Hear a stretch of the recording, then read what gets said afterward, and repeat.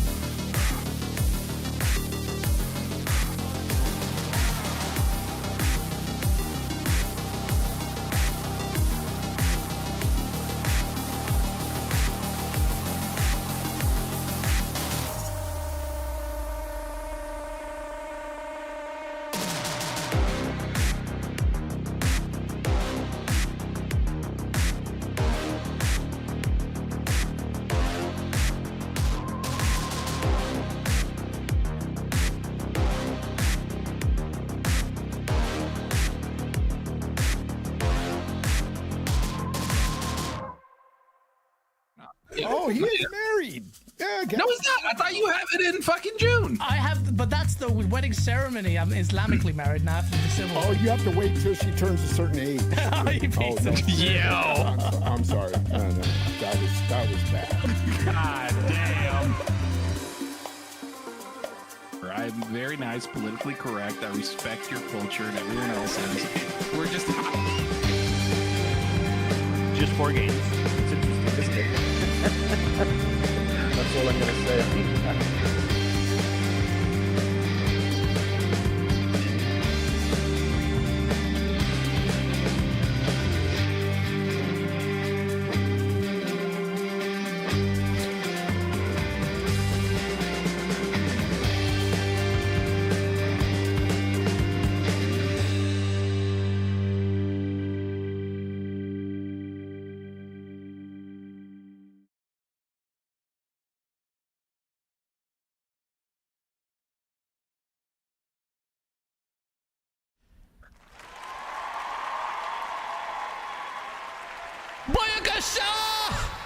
Episode 4. We are here, live. And have you noticed something different? Have you noticed something different? Look at this. I've barely managed to test it out, but I've got the new Sony FX30. Cameras look clear. I've still got ISO a bit too high because there's noise, but shit. Thanks to this man who motivated me to do it. So like, look, now we just need one budget piece of cheap ass. Wait, whoa.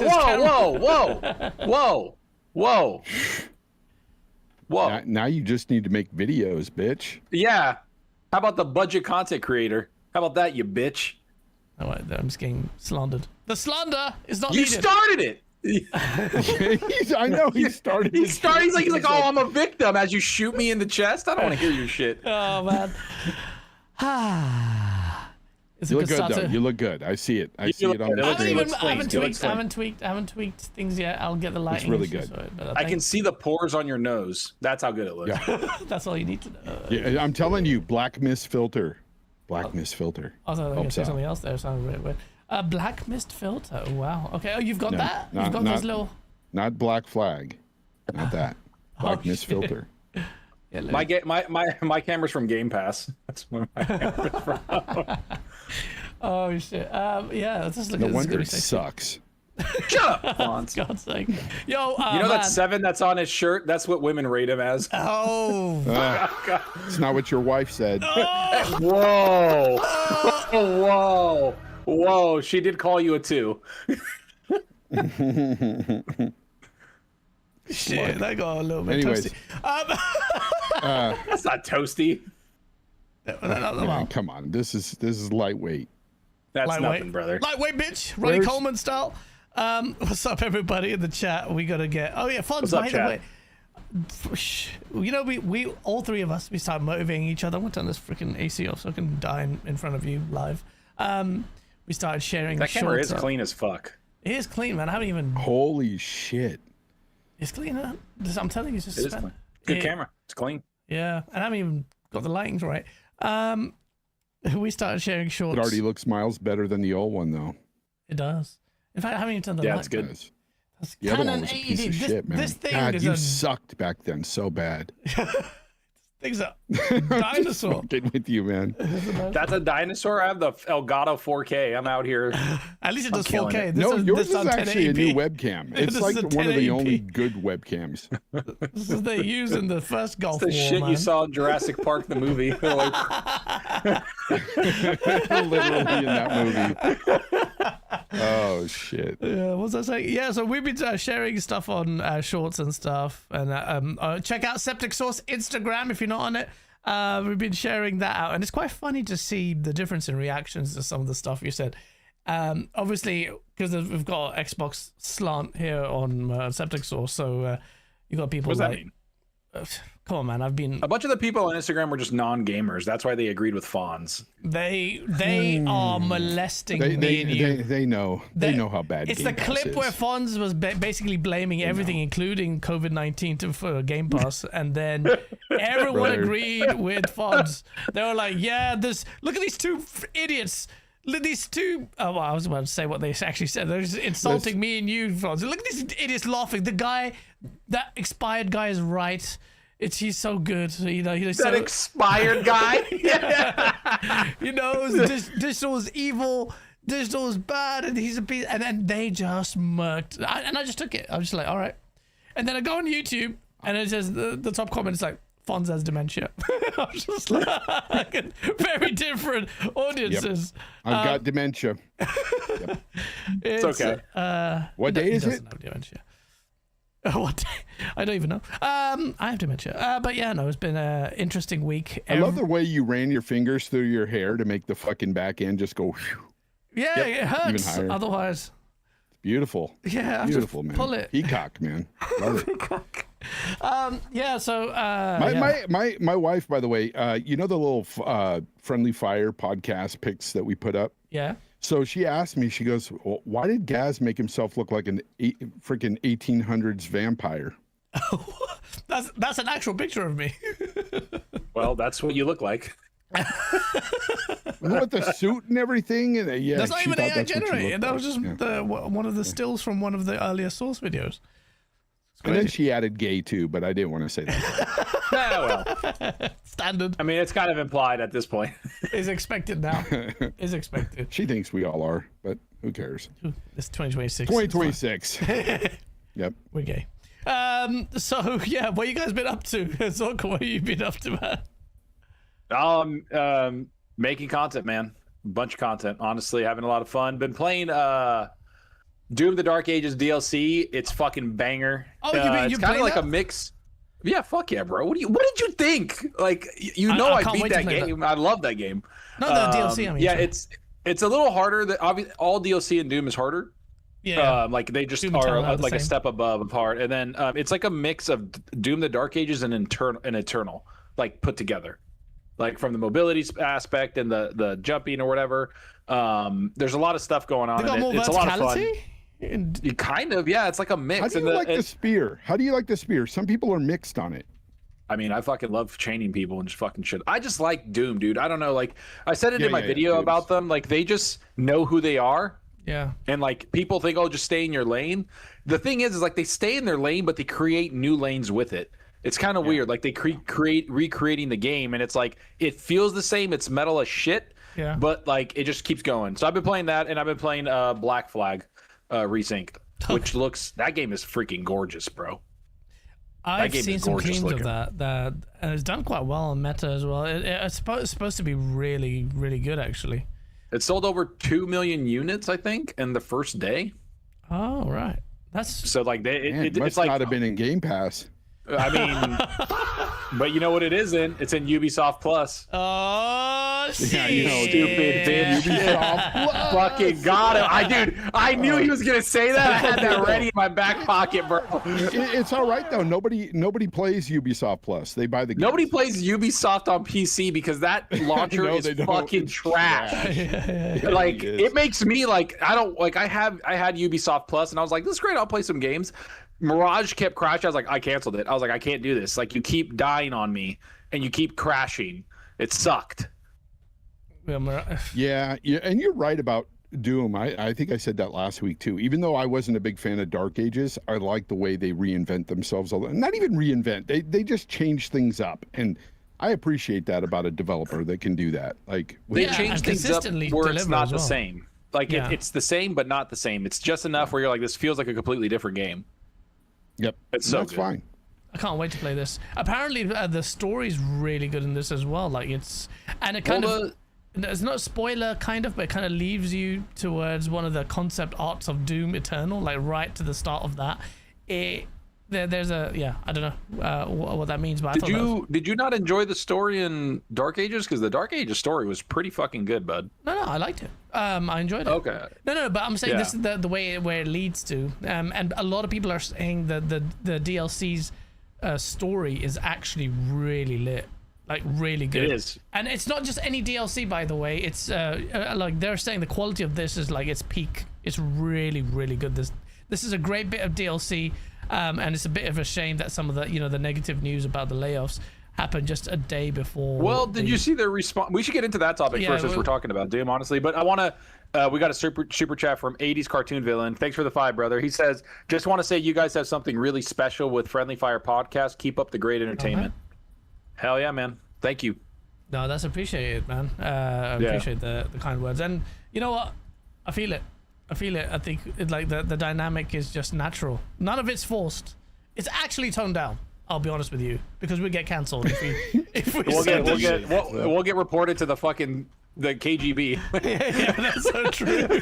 It's so true. We all get murked if we could. Yeah. And the funny thing is, just to give you an insight into the dynamic that we have, after the show ends, it's literally Fonz and Zorka and me just voice noting each other, arguing about the same points we argued in the stream. It doesn't stop. Yeah, and then pretty the much. next day you're like, oh, you're a there. Why the Game Pass is shit. No, Game Pass it carries on, and that's what you need. Always, brother. But that's what it should be. It should be real. I mean, these podcasts, like, you got to just be yourselves, man. Yeah. At the end of the day, we have a good time.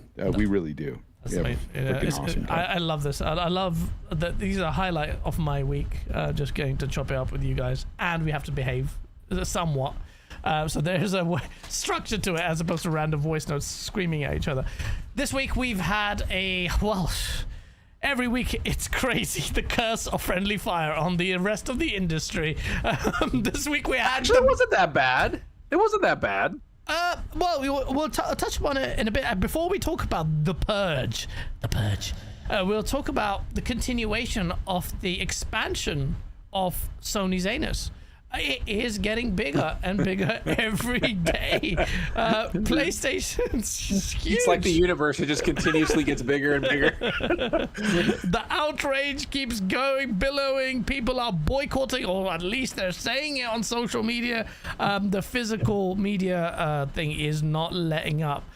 It was hilarious, man. PlayStation had not even given them the courtesy of a response to any of the fans. But the hilarious thing is, let me turn this AC off because you probably hear that sound. The hilarious thing is, PlayStation didn't post anything for 6 days. They just stopped because they were scared. If they carried on pretending and blah blah blah, but it was fine. But it made it worse because they just didn't say. They stopped posting in years. Ever since it started, they have not done anything. They were so terrified, and they waited. They were obviously waiting for the Xbox layoff fiasco. They were expecting such a massive shitstorm that they could launder their social media posts through that. And they waited. And when it happened, it wasn't so bad. Like, it wasn't. It was like, oh, really? Okay, you got the whole industry was exaggerating the shit out of it. Like, this, the whole Xbox gonna die. Everyone was celebrating it. The media is on one, let's be honest. But PlayStation couldn't get away with it. And the first thing they do after their hiatus is tweet about an arcade stick. And they got absolutely by yours truly. I ratioed the shit out of them, thanks to AI. And they're just getting absolutely molested in every single tweet, every single post, every single time they say anything. One of the top comments is just about, you're a prick, you're a prick, you're a prick. Bring back Frisbee, boycotting you. It's funny. Somebody spelled out "fuck Sony" in physical games cases and posted that picture to them and got fucking murked. And the funny thing is you're right, because it did feel like Sony's physical thing happened. People were like, "What's going on?" And remember, we kind of went through a bunch of other podcasts, a bunch of other people that are content creators, a bunch of other media outlets that weren't as outraged as the rumors of the studios being closed at Xbox. And then when it came out, not only were no games canceled, not only were no studios closed, none of that happened. So all they did was, Xbox did what they did. We all know, like, hey, we're just moving this studio over here. We're giving them money. They're going to be independent, blah, blah, blah. Sony sat there and everybody was like, oh, it felt like there was like a fucking itch for media to just want to kill Xbox. And they were like, oh, we can't. Like, that's not that bad. Like, it wasn't as bad as we thought. And they're just sitting there. And then PlayStation sitting there like, oh, fuck, don't say anything because we still look like assholes. And people are like, where you at? And the funny thing is, while they weren't tweeting anything, it felt like there was like everybody, the internet was like bullies outside of their house. Like, where you at, bitch? Where you at? Say something. Fucking say something. Come outside. Catch these hands. Be a man. Like, that's what it felt like. We're a bunch of fucking bullies just waiting for PlayStation to say anything. And that poor Twitter account manager at Sony was like, oh. Posted one thing and then got fucking shot. Like, that's what it felt like. Yeah.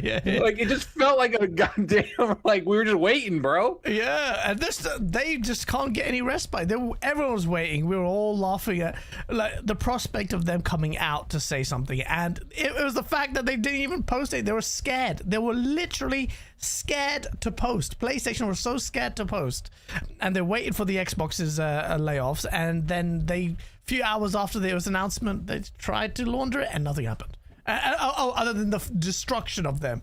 And it's everywhere on social media. Every post again, ratio to shit. Everyone's saying Sony all the time. There's like a trend going where, like, if you say Sony, you will get automatically 1,000 likes or something because it's just crazy. Sony don't care. And Jason Schreier, I think, reported on the fact that they're not going to do a U-turn on this. It's just too late now.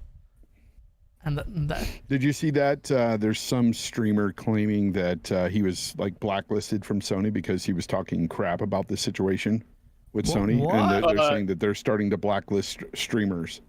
Not just streamers on their stream that Sony had. I think. Yeah. I saw this. They're banning people that are saying anything about physical discs on there on the channel. So if you're saying something on the chat, they're banning people, and it says like this and it's like a fucking screenshot of this message has been deleted by a fuck ton of messages because they're just my goodness, sweeping it under the rug, bro.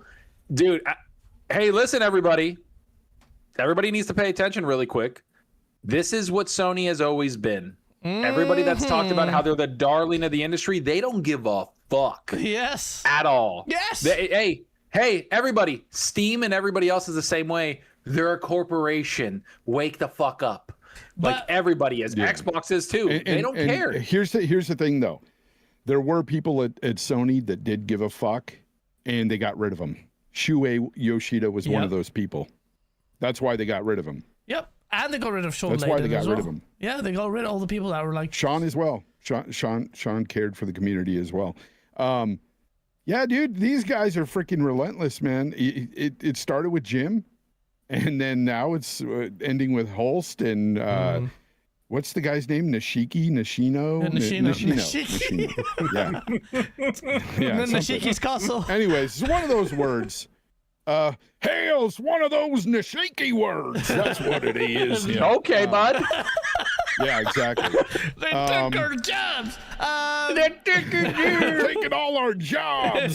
Yeah, I swear to God, coming to Xbox is the problem. If South Park doesn't make a sequel to that, but just AI taking everyone's jobs, they need to fucking do that, bro. They've probably already done it. You know what? South Park is ahead of the curve. They always cover, and they never miss. This camera's too high. The thing is, though, I will be honest with you. I think it's absolutely hilarious how badly Sony's ignoring everyone after they literally made it their marketing slogan for the PlayStation 4 launch to take the piss out of the Xbox. This is how you share games. They came up on stage. It was not Andrew House. Whatever his name is. I forgot his name. Put this in my video. We care about physical and preservation, blah, blah, blah, blah, blah. And they were the ones to lead with the fuckery. So for an entire generation, you had PlayStation Hardcore talking about game preservation, we care about game preservation. And all the people that said that point, that game preservation point, most of them have just done a U-turn. They're literally like sucking off Sony 24/7. These are habitual cocksuckers, man. They're serial cocksuckers right now. Like, you can say what you want, but you are not consistent. You are talking about actually game preservation. Like, for me, it's not even a joke. I'm just using it as ammo to piss off fanboys.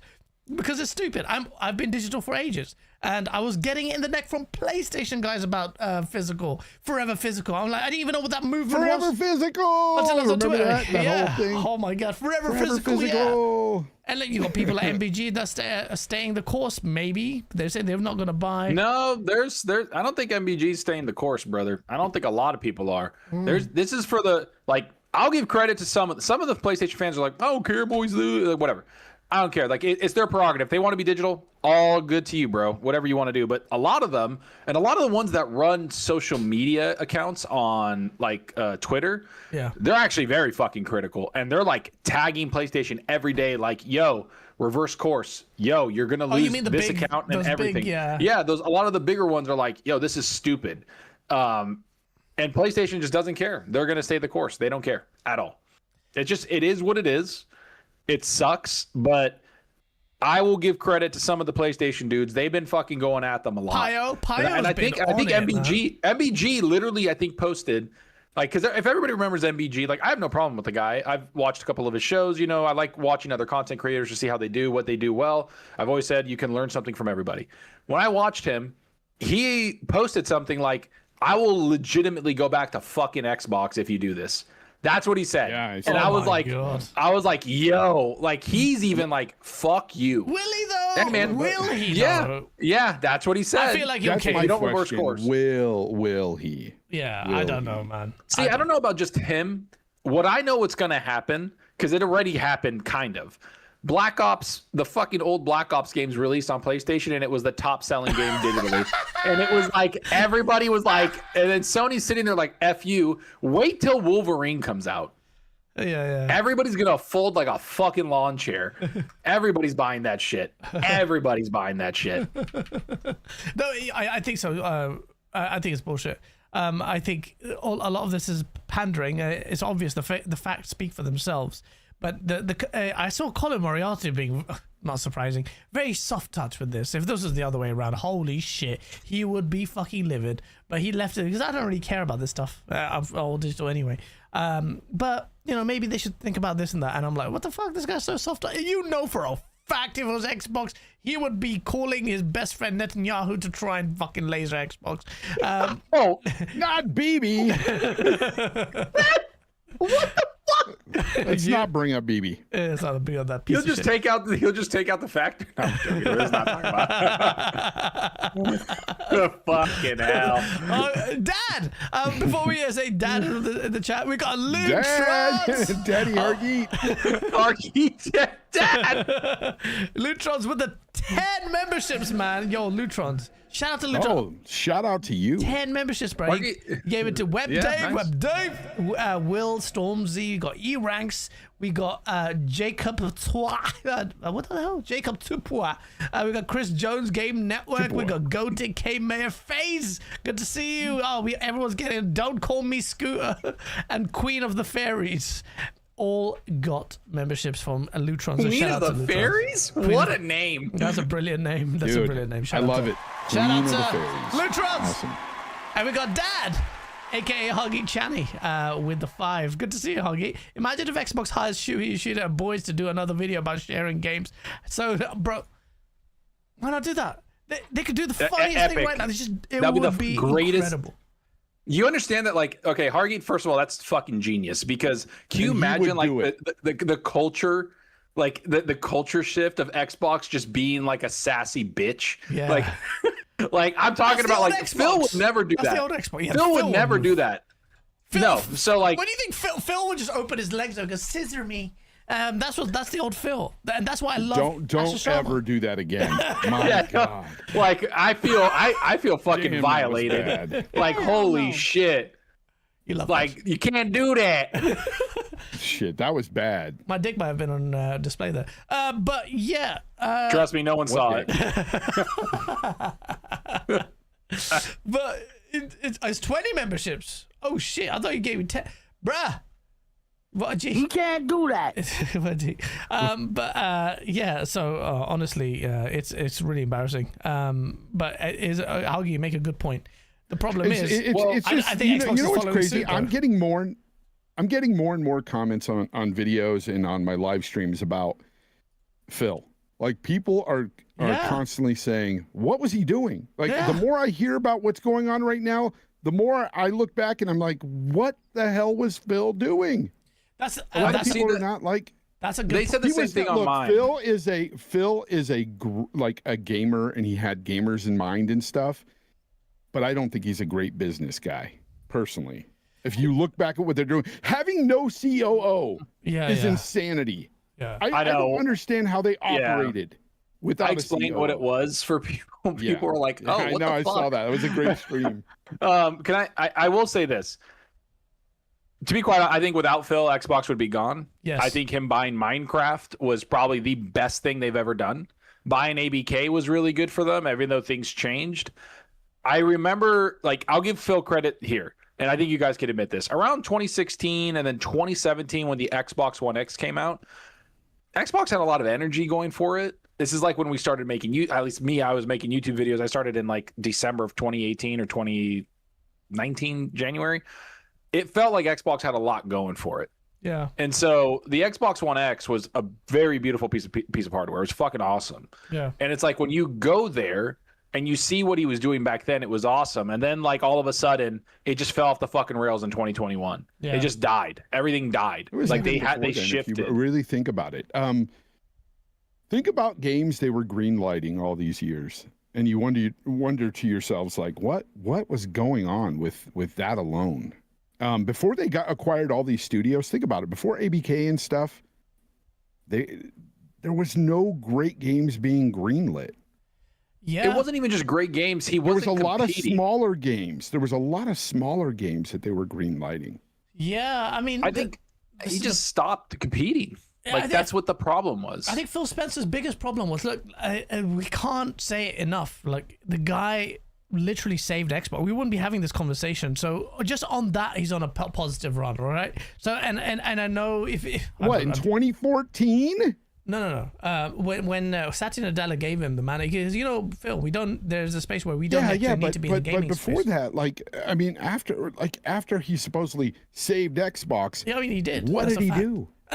This is I mean, exactly my that's point. all he needed to do, Fonz, is save Xbox, or Xbox wouldn't fucking be here. Yeah. And Like, it's you're like, what did he do almost after dead that? now. It exists.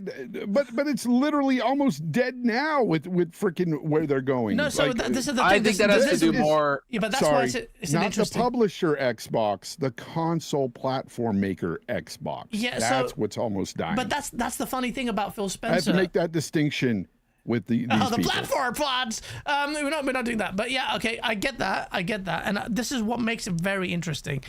On the one hand, the guy who gets slated is the guy who's on screen right now. He saved Xbox. He literally saved Xbox. Phil Satya gave him an ultimatum, and he said, "Look, we can still be in the gaming space." And he sold him some bill of goods with bullshit. Where he said, "Look, there's a lot of synergy with your, Microsoft other services where you're on subscription-based stuff with cloud and stuff. We can do Game Pass, and that's why that was birthed. Look, and there was an easy sell and COVID and all of that. So Phil Spencer, look." How can you say that to someone who literally saved Xbox? He saved Xbox, rated, but Straight up, he saved it, but he almost he did almost kill it. And that's the thing. He saved Xbox, but what all this shows is a remarkable failure in. You've done the bit, but you didn't follow through. You are so offhand. You are so soft touch. You're allowed to greenlight everything. We talked about this last week. Everwild gets a freaking retry. Rare just sits there on their hands. Everything. He was so scared. You have to remember, in Xbox One, the indies were pissed off at Xbox because they were not giving them any autonomy. Rare was making Kinect games. Blah blah blah blah blah. And he was so terrified of pissing people off, pissing creatives off, that he didn't actually put his fist down. And we were talking about this for ages. I remember David Jaffe talking about us when Game On Daily just started. He said they don't have any quality control. And he did, and he himself said, if we lose our way with Xbox, we lose ourselves with Halo. What does he do? Bonnie Ross comes in the stage while he is there. Fable, which is on this old Fable game, gets cancelled while he was there. Like, these are his failures. Think about he went on stage in 2018. Think about how embarrassing it is that he announced on stage as the U-turn for Xbox. Announced Compulsion Games, dead. They're gone. Ninja Theory, gone. All the studios gone. Undead Labs, The Initiative. gone. The Initiative failed. That's not even a studio you bought. It's a studio you created. And you completely failed. You hired The all only these... one that was successful was Playground Games that he announced on that stage. And that's the only, and they were I'm pretty gonna much say, exclusive at that point anyway. There's a famous quote. I don't know if anybody knows this. It's kind of a deep cut, but it's always something that stuck with me when it came to this kind of stuff. Is Bill Walsh was the 49er head coach in the 1980s, and he won Super Bowls. He's considered one of the greatest coaches and leaders in football. He had a quote that the reason why he left, he had a quote that said he believed that you should never be in a high pressure leadership job at the same job for more than 10 years. So he said that to make true change and have things evolve, you need to leave. Yeah. And Phil Spencer was there from 2014, like 2013 technically. Like, he kind of started taking shit over. Mm-hmm. So he was there for like 12 years almost. And it's like, at some point, I think he needed to go. And it's not even like, Phil, you're stupid. Yeah, it's more like, hey, we need to change. And that's something that's what it is. It was really, that's what I've always kind of attributed that to Phil, is like from 2014 to like 2020, I'll give him credit. He tried some shit. He changed some things up. They bought Minecraft. And if you look at what Asha Sharma's being honest about, Minecraft has fucking funded everything. And so did Call of Duty. So I'll give him credit to that. And I don't know how we went from fucking PlayStation to this, but to go to the PlayStation thing, the funny thing is that their leadership right now, because I'm going to try to bring it back to physical. Yeah. the physical discs, their leadership is doing a lot of stupid shit. Yes. And the problem with that is that at least Phil was a good partner to other publishers. There's reports coming out now with PlayStation that claims Sony caught many of the publishers and retailers and business partners off guard with the decision to stop making physical games. Yeah, I saw like that. they didn't know at all. And so the report, I'm going to read this. It says, according to the report, many partners only learned of it after Sony made the announcement publicly. One executive at a major AAA publisher said, despite our seemingly close working relationship with PlayStation, we weren't informed that this was happening. It's only hitting us now that we may be out of jobs sooner rather than later. The report says, talks between Sony and its partners have been extremely tense since the announcement. Some companies are frustrated by how the decision was handled, and in countries like India, it was disputed plans to expand PlayStation retail stores, but now that's all up in question. That's insane. Yeah, if the people in Like- India didn't even know.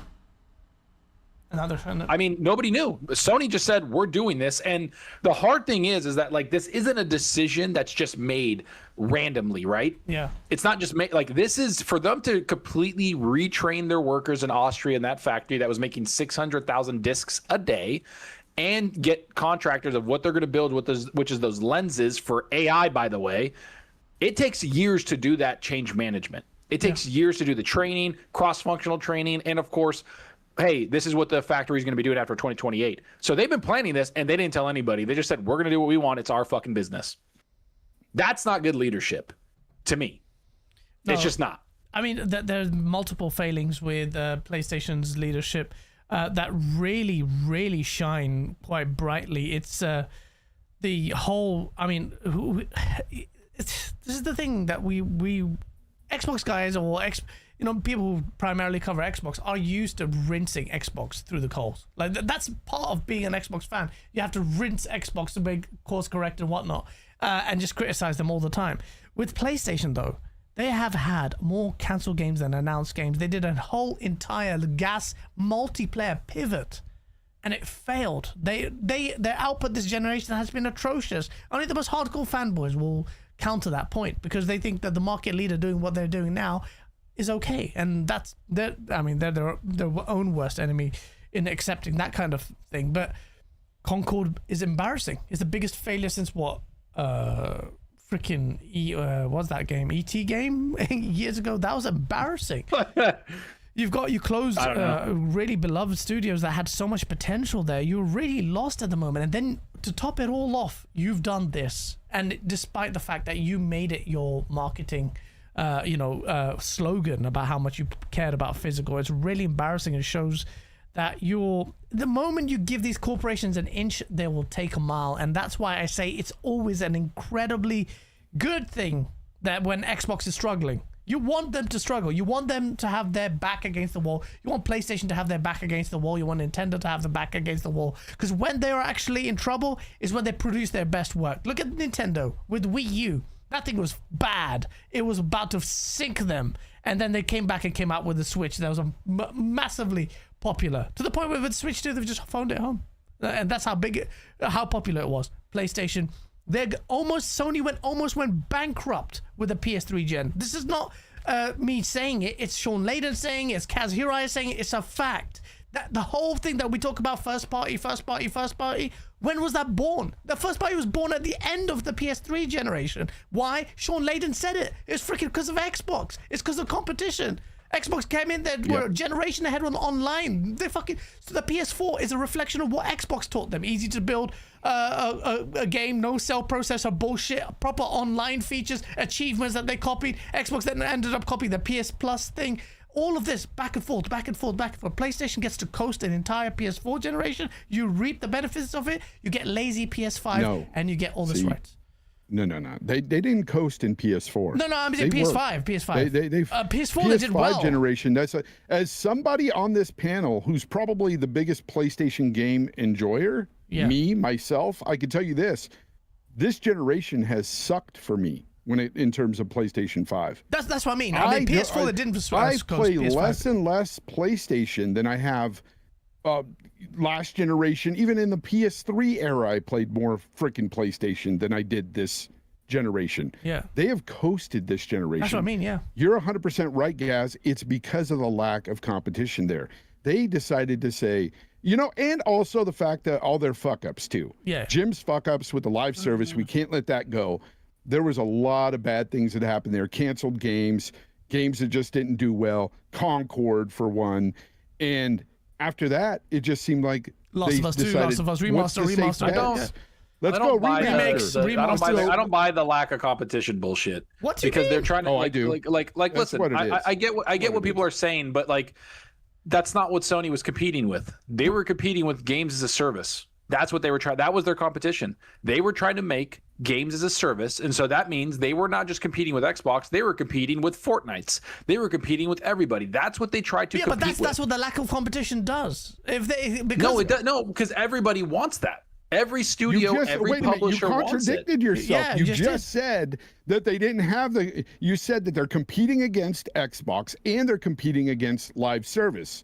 Exactly. Yeah, but everybody's saying they have a lack of competition. Yes, because Xbox wasn't competing. And that's why they're doing live service. That's the They problem. haven't. So like Xbox, the point Xbox is that like they have they do have competition though in Fortnite. live service. Do they not have competition in live service? That's what I'm trying to say. Like I get the console, I get all of 100%. that, but to me, I'm looking at what they prioritized this generation. They prioritized live service games. So they were competing and they lost the competition.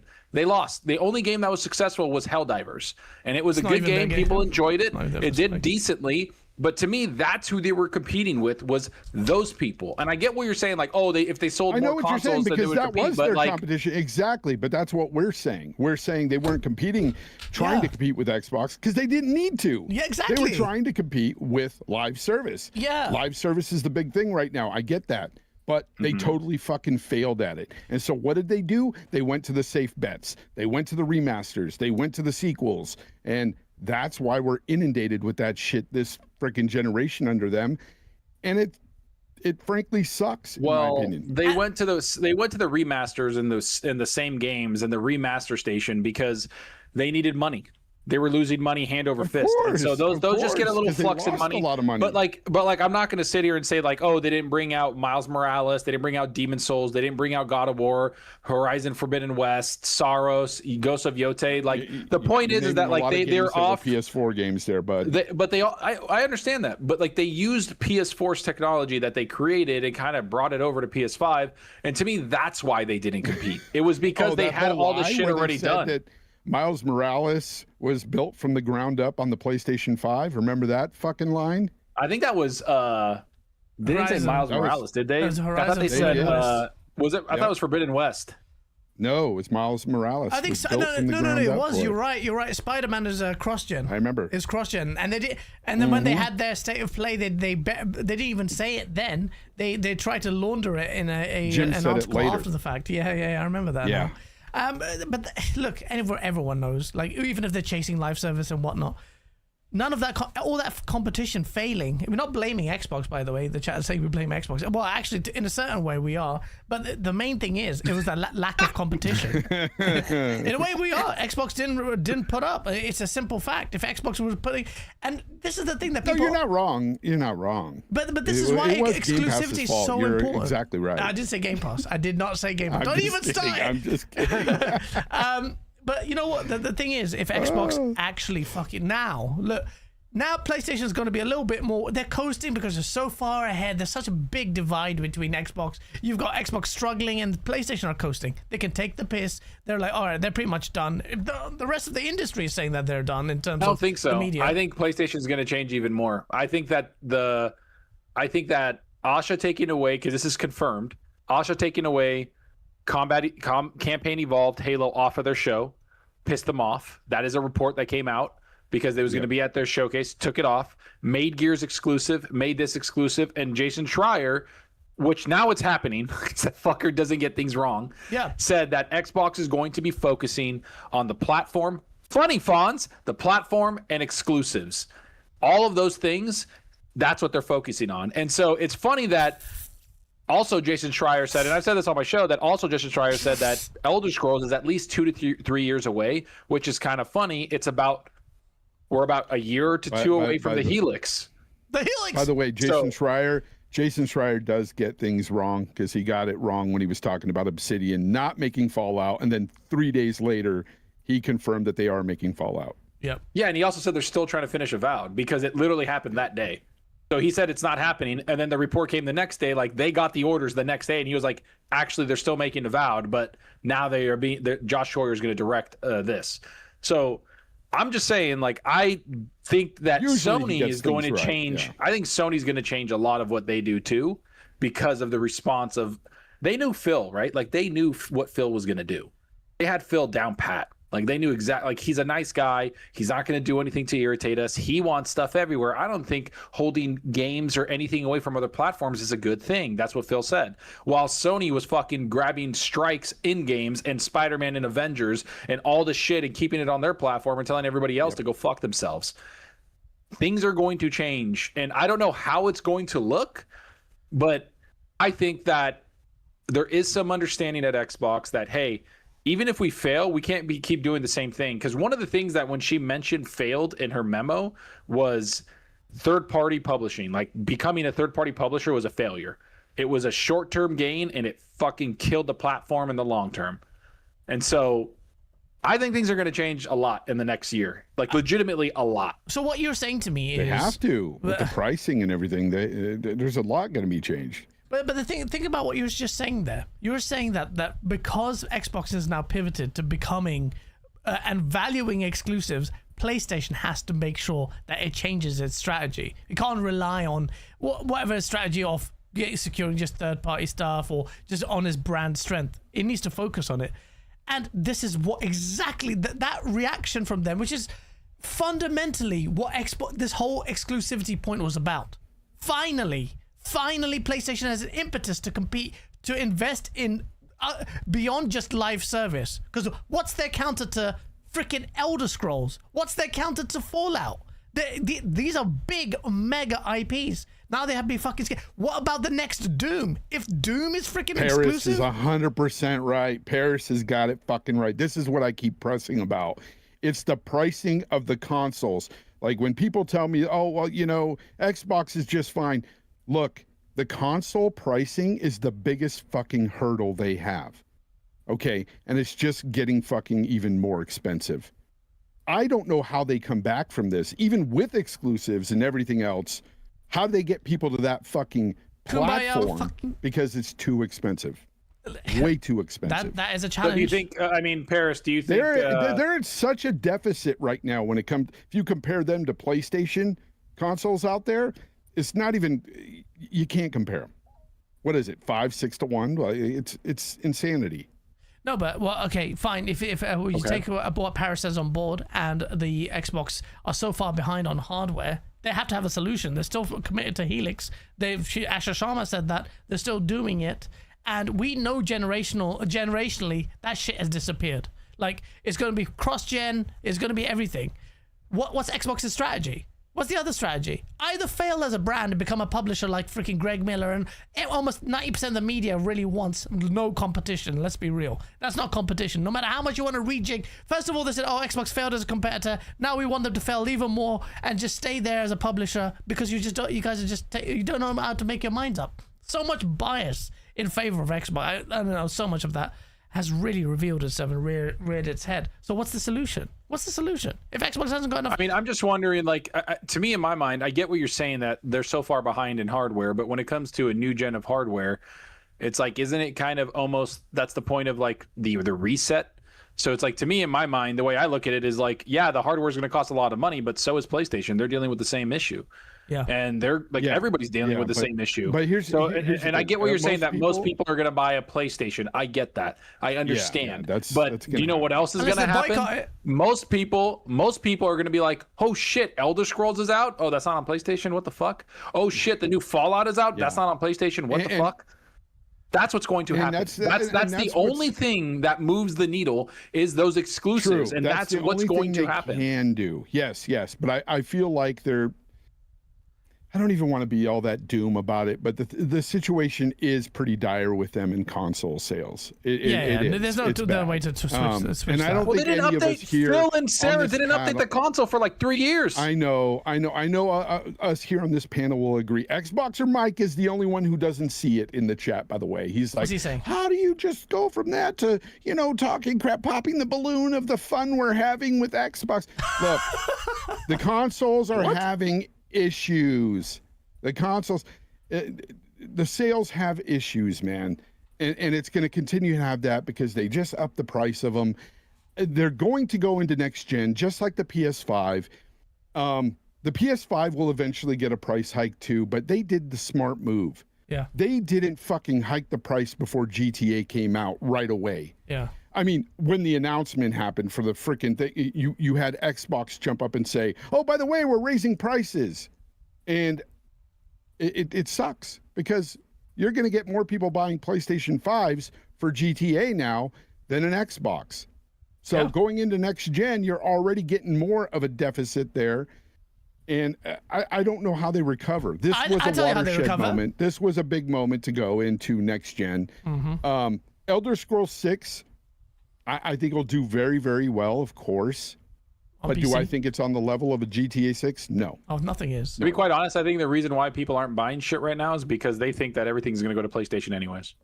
Yes. I think that's what they think. You know how you say people don't buy anything because they're going to just wait for Game Pass? Same thing's happening right now. People aren't going to go get Xboxes. One, because of the prices. Two, because they think shit's going to go to PlayStation anyways. And games are expensive, sure.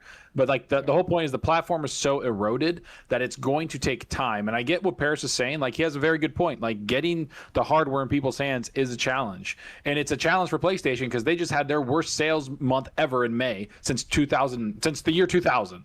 So it's like, everybody's having this issue, and I understand that issue, but there is like little things that we don't know if they're ever going to fucking do it. Like, if PlayStation's not reversing course on that physical disc and Xbox says, you know what, we're actually going to put physical discs on our console, that could be something that does something. But everybody is dealing with this, and the one thing that people aren't realizing is that, are people going to buy a PlayStation 6 at $1,000 when they have a PC and then they can play Xbox games there too?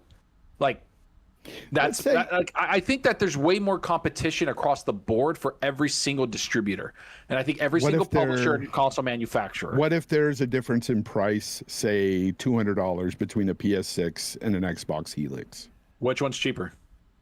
The PS6. I mean, okay, yeah, sure. I mean, the price, we know that. Like, okay, what if it's the reverse? Okay, so let's just take this for a moment. I got a good question for you here. Do you think that all access will be that one thing that will help Xbox sell more consoles than the PlayStation 6? I mean, they've already done that, and it didn't do anything.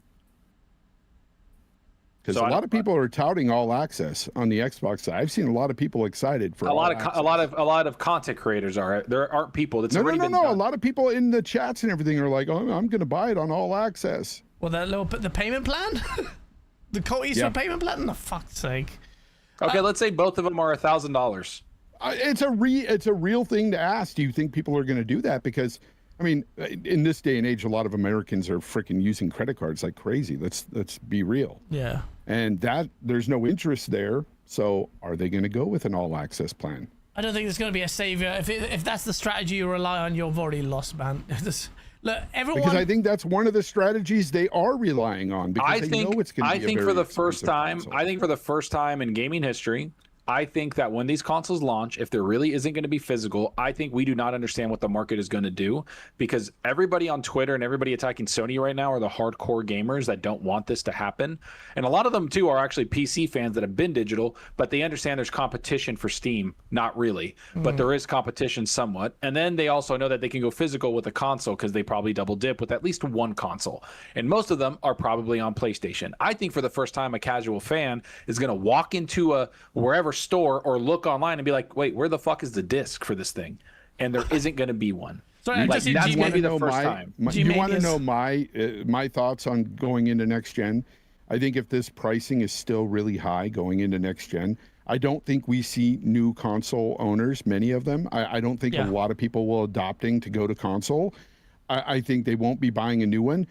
And the ones that are there will just be holding on to their old consoles. I think most people will just stick with the PlayStation 5 or the Series X, and they're going to go years with that. So the only way that Xbox makes up ground, that's at least what I in my see. mind, the only way Xbox makes up ground in my mind is they need to then, if they're stuck with the hardware and the prices it's going to be, they need to do their best to make it as affordable as they can, but also have exclusives to draw people in. Yes, 100%. And then on top of that, if they want to expand their marketplace, they need to take shit off of Steam and fix their PC store. But they can't do that until they fix their PC store, and that's the way they're going to expand their library with Play Anywhere, and then people will go to Xbox. At least that's what I think. Play Anywhere is one of the best things that's out there.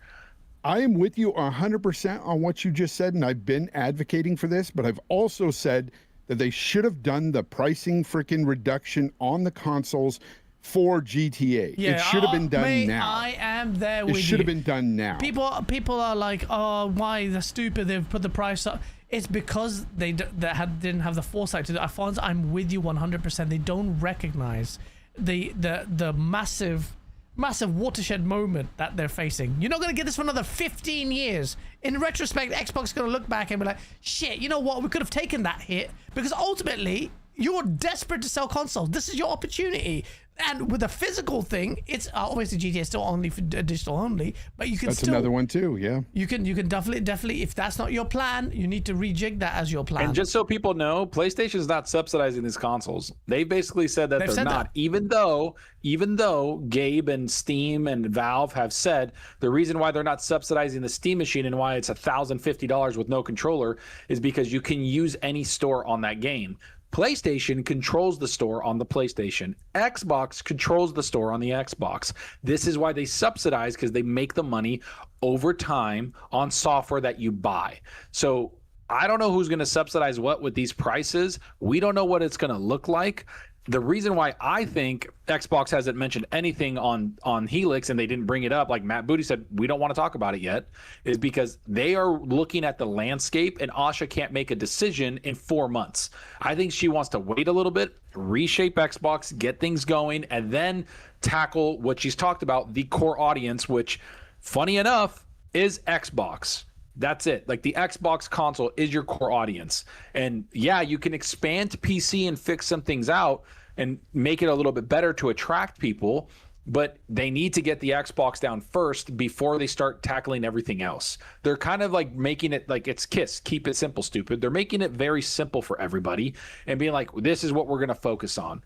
And if people don't see that, like the exclusives are coming, like this is going to be a huge... This is going to be a huge change of the guard, because I don't think people understand how competitive it's going to be and how much more console worry it's going to be, because how expensive these things are. If somebody buys a PlayStation, they're going to fucking stay there because it costs so much money. If somebody buys an Xbox, they're going to stay there because it costs so much money. If somebody buys a PC, they're going to stay there. So it's like it's going to be a bigger divide across the board. And it's going to be why I don't think a lot of worse. people are going to be buying consoles. I don't think they're going to be buying consoles. I think there's for sure, of course, there's going to be some people buying the new console, but it's going to be so small. The margins are going to be so small. They're not going to make much money on them. And by the way, Cage is right. There is CD keys, and you can buy Xbox games on CD keys. Yep, you can't. PlayStation, you can't. You can't buy PlayStation games. Yep. Yeah. See, because PlayStation wants to control it. So everybody's talking about PlayStation wanting to price hike things. Like, they're like, well, if Xbox did it, PlayStation is just around the corner from doing it. And now you know why they didn't do it, because they had this physical announcement that they're getting absolutely fucking destroyed for. Yeah. Yeah. But, you know, a lot of people are postulating about what's the point of Xbox's strategy. Xbox has, I still think there's... So it says here, by the way, Sony has indicated that they don't expect to take significant losses from their hardware on the PlayStation 6, although they are not ruling out subsidizing. They don't rule out subsidizing, but it's a question of degree and how much. Ultimately, they'll get their pound of flesh. They might, it might not ship with a controller or something, or games prices will end up being something 80 like baseline. that. And that's the thing. I get what Paris is saying. I get what he's saying about, like, it's hard to get things. It's like, I get that, but I also get becoming a third-party publisher, which they have been now, is fucking failing. brother, you're starting to What? Turn on your heater. Turn on your AC. My camera? Maybe it's just the one here. It's not live. It's not like your frame rates are terrible on that. Oh, this thing on the Logitech.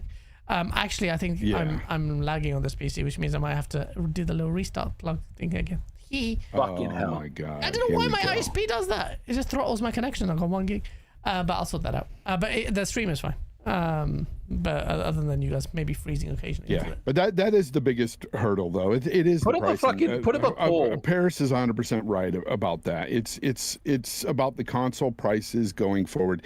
I'm with Paris on delaying the consoles myself. Same. But then again, how long are they going to fucking be delayed? Okay, like, so how long? Let's say they delayed them to last? 2030. Let's say they delayed them to 2030 and they rescrap and they do everything both of them do, and they come out both of them $600. And the exclusives are now there, right? Like Elder Scrolls is exclusive, Fallout is exclusive, all these things are exclusive. Yeah. Who's buying what? Is Elder Scrolls going to be out by then? I mean, I truly think that it's already been worked on, and there was no Fallout being worked on, so they threw it to Obsidian for the next couple years. Do you remember when we heard from a certain individual that said that it was going to be out last year or possible this year, by the end of this year? Yeah. Remember? And I called bullshit, and I said it's at least 2029. Why you? Yeah, you son of a bitch. 600 is never going to happen. It's not. And just so people know, I see Godin saying Xbox lost the worst generation. Do you understand how bad the PlayStation announcement is? Because they're basically saying you don't own your library of digital games. We can take it away from any time, which they just took away 500 movies. I disconnected them. Games don't fucking matter.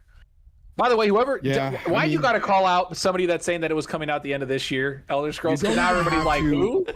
Why you got to fucking do that? I mean, let's be real. Okay, so like the physical market, you don't even own the games on physical discs. You only own the license, just the same as you do with GOG and everything. I had to correct somebody online, by the way, because he was like, you get to own it on GOG. No, you fucking don't. You own the digital license. You're buying the license to play the game. That's it. However, what you get to do with the physical games is you get to take them to the store, you get to sell them, you get to trade them with your friends, you get to lend them to your friends and things like that. So there's more ownership there. But you don't own the fucking game. You own a license to play the game. I don't know. I saw people are saying I don't want it to get delayed that far. It's like, I don't know if you've guys seen like Forza Horizon 6 or Black Flag on the consoles. It looks great. And if you have a Pro, it's insane looking. Like I don't think we're there where it's like these next gen consoles, especially now that they're going to keep all the free to play games on these consoles, obviously, because everything is so expensive. There's not going to be a huge jump. Oh my God. Doesn't matter if it's DRM free. You own a digital license, even through GOG. Look it up. I know what you're, guys. I know this stuff. You don't own it. You don't own it. Anyway, ooh, that's a bit of echo there. Let me read the super chats. Let's turn this AC off. Thank you for the super chats. We've got G-Mania with a 10 Canadians. Thank you, G-Mania. He goes, Xbox should support physical. Yes! Make COD exclusive. We can't do that. When PS6 comes out, well, unless the 10-year period is up, by saying they're only doing a physical release of COD. Oh, okay, that's how you do it. Then tell the FTC it's all on Sony. Oh, that's a strategy. We're only doing a physical, but you can't do that. You can't do that. That's obstructive. By the way, Fonz, what are you saying on GOG? Like, because GOG you can download completely offline with no DRM. It gives you the installer completely. I'm saying, yeah, of course. You get the game. It's DRM free. You get to download the game itself. What I'm saying is you're buying a digital license to play the game. You don't own the game. You own the digital license to play said game. Yeah, but you don't need to be online for the license. Yeah. No, you don't. And I'm not arguing that. So then, how is it not ownership? I'm just letting you know but then you own it. The game. You don't own the game. What do you mean you don't own the game? No, look it up. Look it up. It's simple. No, you own I'm a trying to digital understand. license to play a game. I just did. It says all it is. when you purchase a game on GOG, you own it and can download permanent offline installers with absolutely no DRM. You own Once the these files license belong to play you the and game. install, play with. You own the license to play the game. Yes, you pay for a license to play the game, just like physical games. It's the same thing. It's the same exact thing. You own a digital license to play the game. That's it. I mean, isn't this all largely academic at this point? Where You do not own it legally. You do not own the game legally. Do you own physical I'm games telling you legally? right now. Do you own physical games? No, you own a license to play the game. So it doesn't matter. Fonz, do you know? Like a key. Fonz, do you know That's what it. do you know That's what it. DRM stands for? I'm asking you genuinely. Digital rights management. Yes. Digital rights Yes. management. That's the licensing. So you don't need Yes. DRM to own the game. Like you have it without DRM. Okay. So you don't have the license. Okay. You just own the installer of telling the you. game files.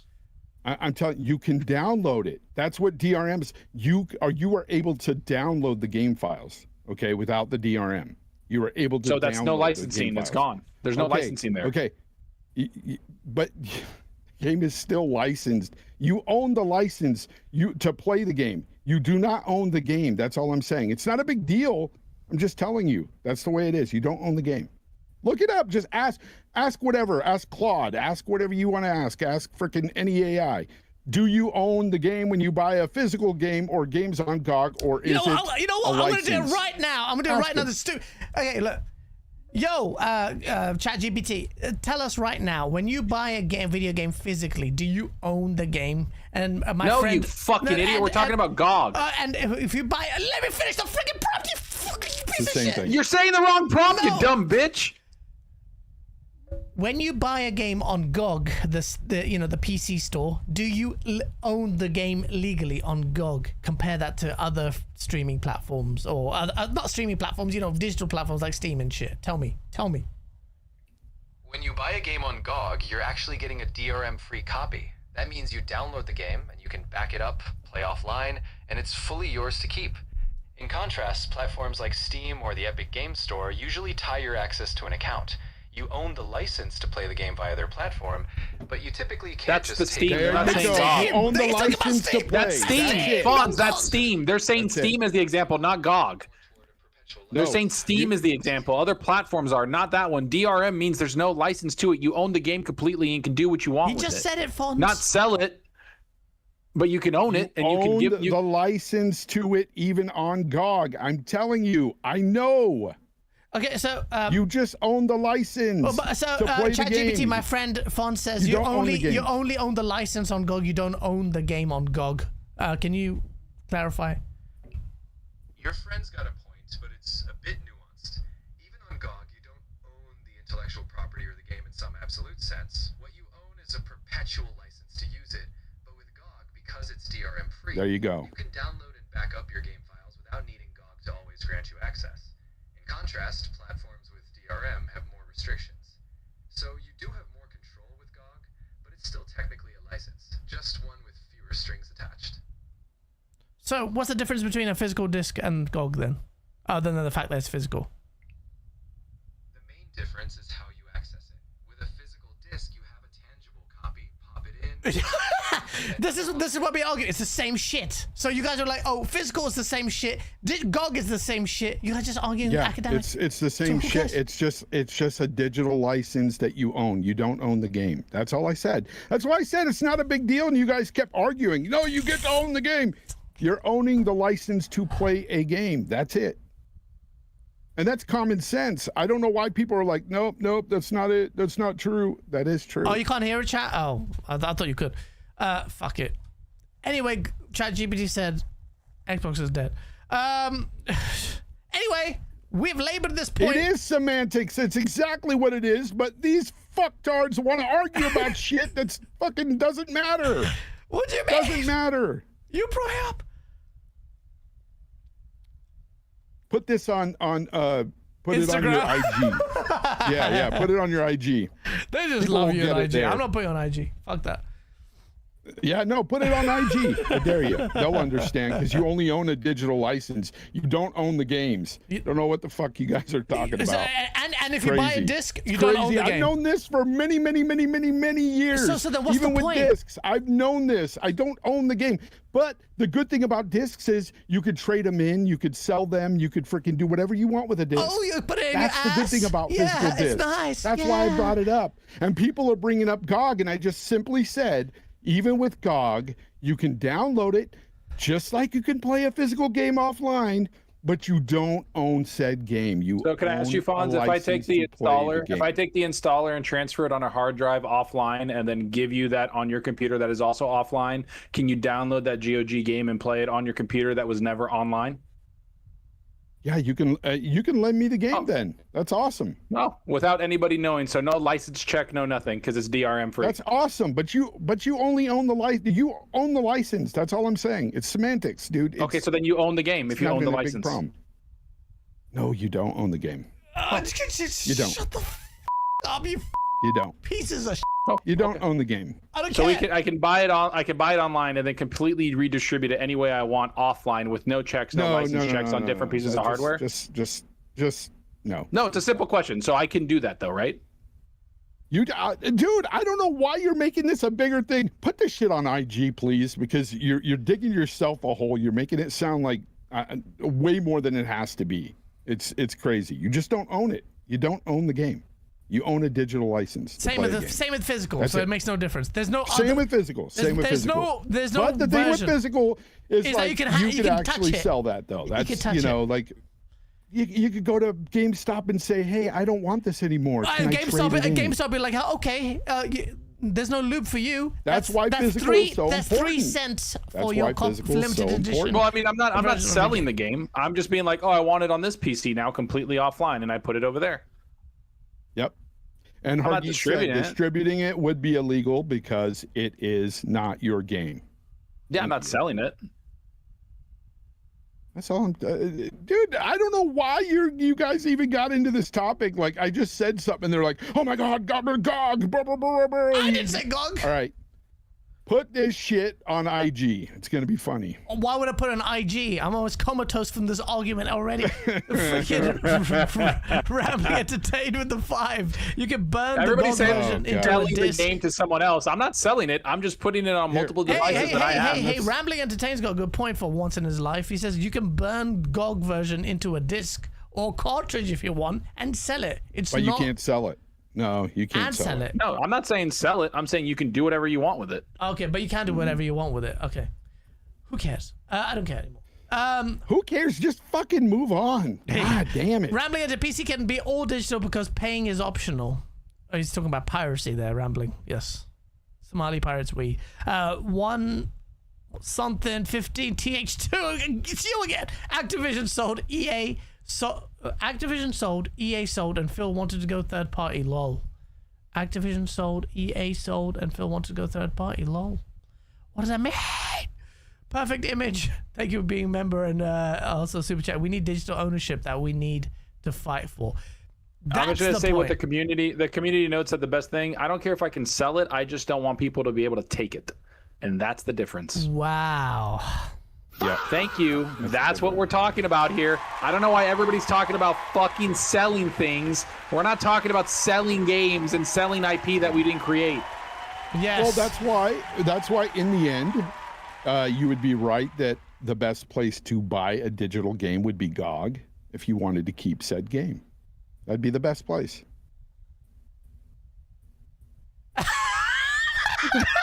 I'm gonna fucking. You can't keep it though. You don't own it. No, I didn't say you couldn't keep it. You could keep your digital license. GOG What are you is talking about? You don't own the game. That's it, dude. Yeah, they are brick walls. Music, exactly. Smash the like button, Brick everyone. walls. Smash the like button because obviously, anyone who watches this after the fact is going to kill themselves after listening to this bit. GOG is DRM free, so if you don't, you do own it. Thank you, Zero Cool, for pouring more fuel to the Possession flames. is nine. Don't own the 9/10 game. of the law. You own the digital license. You own the digital license, sir. Okay, license. And what does the digital license do for Go us? join B That's Sky what B it with your is, license. guys. It's just a digital license. Who gives a shit? Okay. Chat, we're going to move on swiftly from We GOG. got to reverse code the game, and then we own it for sure. Crack that source code, boys. You don't That's even how own we it get then. Then you're pirating. You're just breaking the. Oh, you can't You're run just law. stealing the code. Fonz doesn't own that shirt because someone else thought of it. He just bought it just to wear it. They could take it away from him at any point. Technically, we Same with that I hat. don't own anything. Yeah, We actually, don't own that's anything. copyright infringement. You've got IGN's logo there. I'm pretty sure that's not their shirt. Is it their official shirt? Yeah, I mean, that's kind of fucked up. Don't own anything. You asked for the digital license for that? I bought a license for it to wear it. How about that? Okay. At this point, Delaying Consoles is asking for a console-less future. The prices are never going to go back to $500, so they will always be too Thank you. expensive. It's nerds arguing about ones and zeros. Zeros, the fucking binary, baby. Exactly. It's That's it literally doesn't what it matter is. at the end of the day. It doesn't Literally fucking what matter. it has been. I just like, holy God shit. damn. Alvin. This is what happens on Friendly Fire. Welcome. Friendly fire. Alvin, thank you with the 5. He says consoles are asking for consoles to be delayed is basically asking for a console-less future because prices are never going back to $500. So they will always be too expensive. This is the point we've reached at. It's a kind of sad juncture for console gaming where now that's it. Oh, well, unless we have some kind of normalization on these component prices, which apparently it will take roughly 5+ years. I will tell you right now, like while everyone is crying, I see so many filthy casuals. I see Jez Corden. I know you're watching this, Jez, when you cry about AI. Oh, AI flop, AI has nothing to do anything. There's people who are just blaming AI. It's bullshit. It's all a bunch of crap. And then there's the other side of people that are actually using AI and are just keeping up to date with Fable, with GPT 5.6 came out, and you see the shit that you can do. It's insane. It's the future. Somebody take that binary code that I put in there, that binary, just translate it for me. Translate it for Fonz, please. Translate it for the chat. Enjoy, fuck faces. I'm actually Did you gonna do put that. something in there? I put binary in there, yeah. I'm a fucking nerd, bro. I did this I studied fucking computer science. Oh, I thought you were going to say you're non-binary. All right. No, that's your lighting behind you. No, that's bisexual. Oh, sorry. All right. Let's just move on from that. This thing is literally making my. Can we talk about like the biggest one, which is Xbox's fucking? Yes, Asha finally, Sharma? 1 hour 17 minutes 28 seconds. I can Can talk you about you Xbox. be a better fucking host about this shit? Oh, but do you know how hard it is to get a word in? It's like being RDX all over again. I have to literally bomb. Well, man the up place. and say something. I'm trying. I'm trying. I'm trying. Okay, so let me introduce this topic because a lot has happened in this stream alone, and we need a little hard reset of our own here in our brains, so I can understand what we're talking about. We have had the Big Purge. It came in on the Monday, which is when it was reported to happen, and people were really bracing themselves for a big news. And it is big news, and a lot of people were leading with headlines like the bloodbath, and that this is going to be a bloodbath. A lot of journalists, a lot of pundits talking about how this is it for Xbox. This is going to be absolutely atrocious. Xbox is going to lose favor with loads of people. They're dead. They're going to be finished. They had some journalists say that there's no coming back from this. Xbox is going to be hated since after this moment. And remarkably, the hate for PlayStation is completely eclipsing Xbox despite this massive cataclysmic or so-called cataclysmic issue.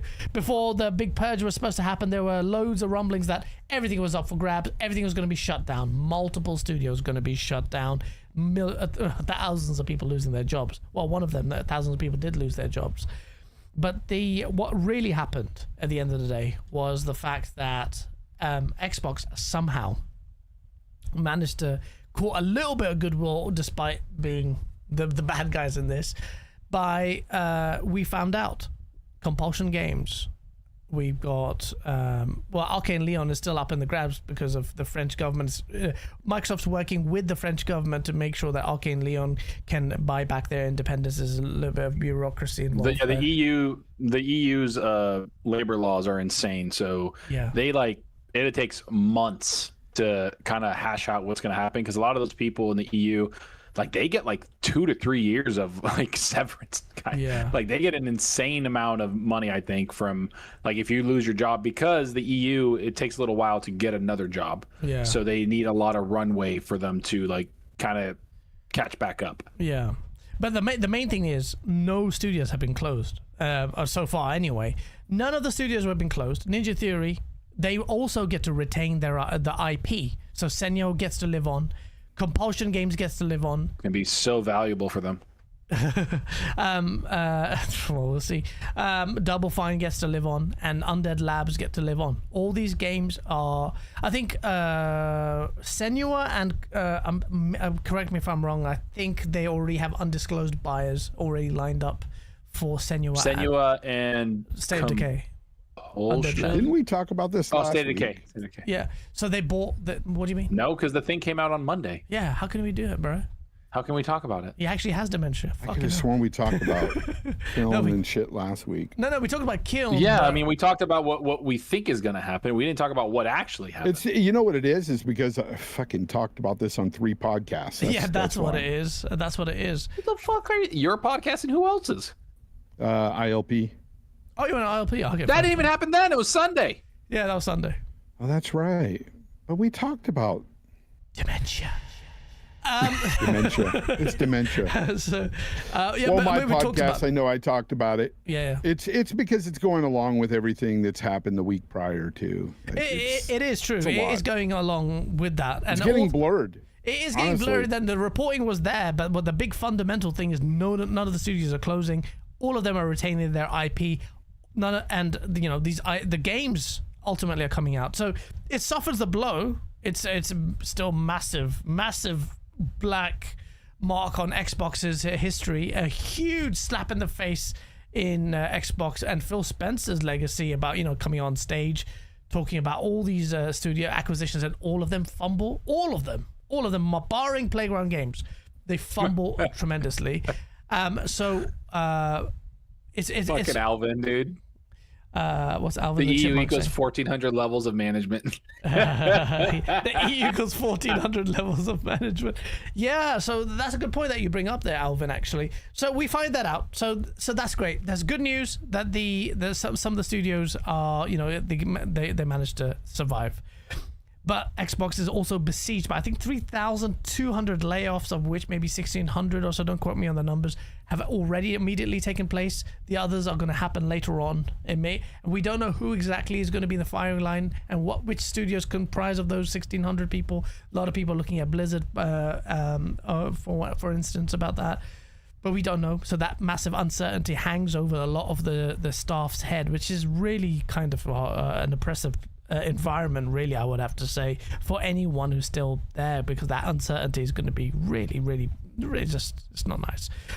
But at the end of the day, Asha Sharma comes out and she's remarkably candid about what and when I say candid, it's not like Phil Spencer candid, where he's having a little bit of a cry on Kind of Funny Games. This was her just saying, look, we're not in a good place. She's the second time she said we're not in a healthy place. We need to do this. But remarkably, it was more reassuring. For all the times me, you, Fonza, we've all complained about the fuck these guys are doing, Asha Sharma, the person who's not even a gamer, comes in and speaks some sense and says, look, we can't keep doing this. They were saying that they lost 65 cents to every dollar they invested in. We hear that Minecraft is basically keeping Xbox alive, and things like that. And it's just like, what the fuck is going on? I think that she made the statement that we can't really compete with. One of the sad things for me is that I love the rise of AA space, and Xbox is now doubling down on the AAA space, and I think that's perhaps not the best call.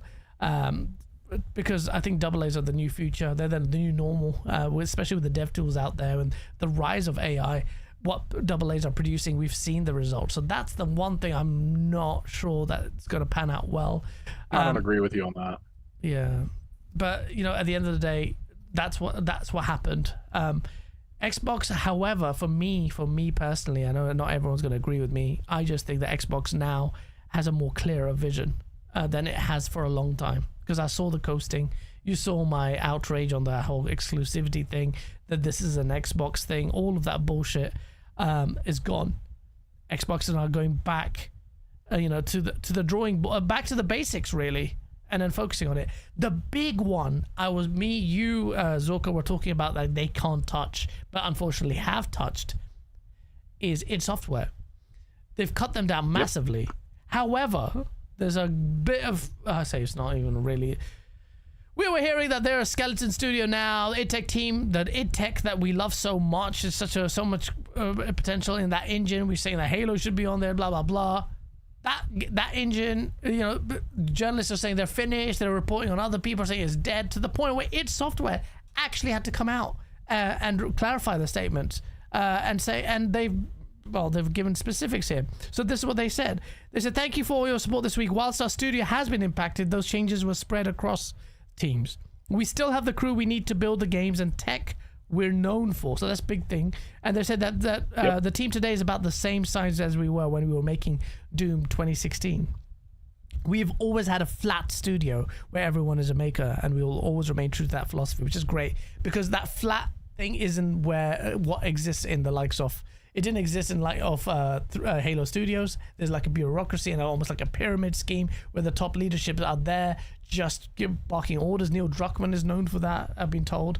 And whereas with id, man, they're just like, they're full on.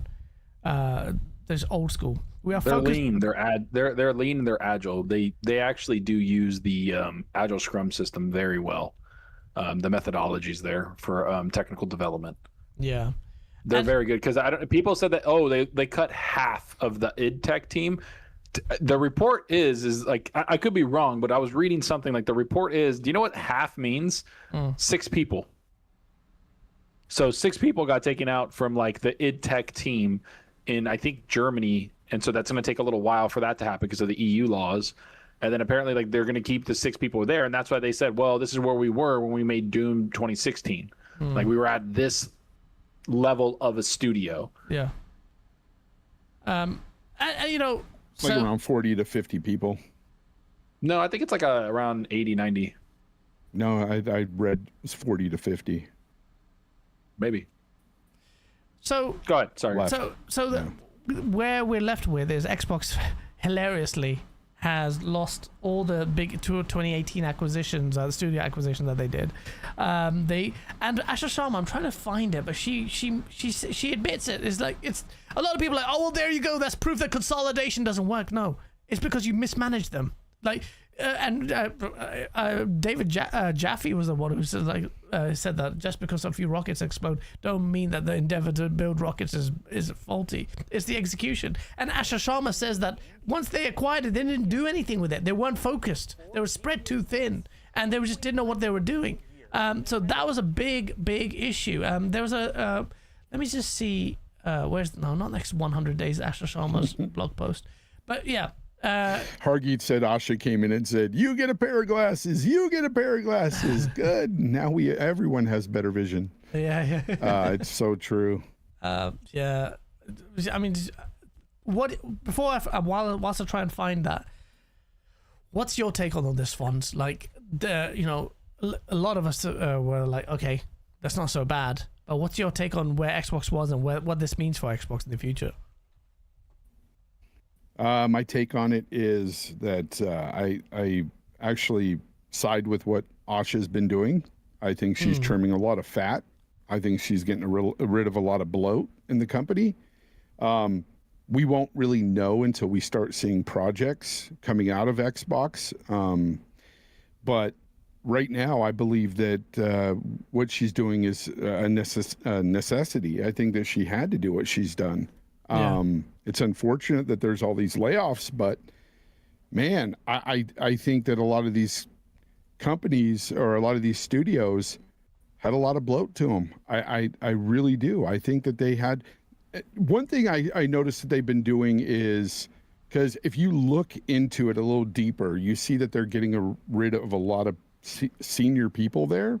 Yeah. People that have been there with the company for, 20 years, even almost 30 years and things like that. And one of the things that, I had talked about with you guys, and it's like, I don't want to sound freaking rude or mean or anything, but I think sometimes in a company this stuff kind of has to happen, because a lot of, like, I worked with a lot of people, for instance, at my company that were older than even I am, if you can believe that. Anyways, they were older and they get to the point where they're just stuck in their lane. They don't really contribute any more than they have to, let's just say, and they get a pretty handsome paycheck for it because they've been there so long. You know, maybe some of these people were in that kind of situation as well. I don't know. I don't want to speculate, but look, they're trying to streamline their studios. They're trying to get better at bringing out games and just cutting down on how much they're spending with these games. And that's the way I look at it. And I think that it had to be done, man. That's really all I can say, is that it looks like it needed to be done. And I think I see her vision. I see that she's still, like, especially what she did, you know, and she freaking took off the Obsidian team from Avowed 2 and got them started on Fallout. That was a great thing that she did there, in my opinion, because first of all, who asked for Avowed 2? Yeah. I don't think many people did, because Avowed didn't really do well. So I did. I'm glad that she's making moves like this, because this tells me that she at least is looking at all the data and going, what is actually working, what isn't. Let's go ahead and freaking go with what works. Okay. Yeah. Avowed didn't work. Fallouts traditionally sell well. Why hasn't Obsidian touched a Fallout in so many years, since New Vegas, and they made arguably the best Fallout there is? Put that fucking team on Fallout. And you know, and I was reading different things about Josh Sawyer and stuff, and some of the things I was reading, people were saying, oh, he didn't want to do a Fallout. But then Zocker was telling me that he was hearing that the opposite, like he wanted to do one lately. And I think that it has been corroborated by Jason Schreier as well, that they've been looking to do more Fallouts, and they've just been waiting. And it's kind of been one of those things where I think Todd Howard has just been sitting on that, you know, like it's his baby or something. And, you know, if you left it up to him and Bethesda, I think that they would have waited to make another Fallout until they were completely done with Elder Scrolls 6. And so when would we get a Fallout? We wouldn't get a Fallout for many years. I might not be around by the time another Fallout would come out if they didn't give it to Obsidian. So I'm glad that they're doing stuff like this. Yeah. I think Asha has got some good vision. I really do. As a business person, I still don't know what she's going to do on the creative side of things, where, you know, certain games get greenlit, you know, new IP anyway. I got to see what happens there. But right now, I like what she's doing. What about you, Zoka? Do you think that Asha Sharma's doing good, like Fonz? To some extent, I think there's some good decisions, some bad decisions. I think one of the bad decisions was chopping down id Tech. I understand why it happened. I know why people are saying that. Like, I think id was one of the few studios that had very lean and small team. Like, I think it was like 160 people, and they were bringing out big games like Doom: The Dark Ages, Doom Eternal. Doom Eternal's DLC, both of them, the Ancient Gods 1 and 2, were huge. And then the DLC for Revelations is like its own game. It's like I think it's like 10 hours, 11 hours long. So it's like they've literally released multiple big AAA games that are very good. And then on top of it, these are where the cuts, I think, came, because there was a report that came out from multiple people talking about what id was working on, and this is what got canceled. Yeah. So they were obviously working on the Revelations DLC, which is great. They're working on a new multiplayer co-op Doom game. I get they were like, you know what? Maybe this is going to go well. They kind of have flashbacks of Wolfenstein, that co-op game that sucked ass. And then on top of it, they had Perfect Dark support for the initiative. They had people for that. And so what are those people working on now? A new Fable game, a new Perfect Dark game as well, apparently. Well, and they're working on a game. This is the one where I'm like, give id the chance, because they make good games, is that Codename John Wick. Fury, a new IP inspired John Wick featuring sci-fi, noir, cyberpunk, and gun fu combat. Like, give us that. And then they had a Western game that they were working on. That's a Western survival game inspired by Westworld. When I say working All on, in though, all- you have to be careful. These Yeah. are early concepts, not even that. A very early concept, obviously, but like those are the people that got taken out because they're like, listen, we're not going to focus on those franchises. We need to get like, because right now what she's trying to do, and I understand it, we need to get profitable before we can start taking risks. Yeah. And that makes sense to me. Like, okay, like you need to get profitable before you start making risks. But they are a team that I'm like, man, that is a team you should not have like fucked with. Like Yeah. I feel like you just like, hey, I agree. here's Doom. You're going to be working on Wolfenstein. And in a year when we sell one of these games and it does well, and hopefully does well, then we'll talk about a couple of these other things you have planned. You can have a small team of 5 or 10 to work on those because that's what it takes. And then you move on from there. And that's what they were doing. So I don't like that part. As for Undead Labs, I am totally fine with it. I don't really care for State of Decay. I know a lot of people love that game. I know everybody's like, oh, it's so great. I cannot justify them, one, releasing State of Decay 2 in such a broken state, because it was, and it was terribly rated for it. And then on top of it, it's going to take them 10 years, or sorry, 9 years to bring out State of Decay 2 when they've had leadership issues, studio issues, development issues, all of the stuff. Double Fine, they're the people, by the way, and I was like very passionate about this on my stream. They're the people that had that developer, that girl, I forgot, I don't know who it was.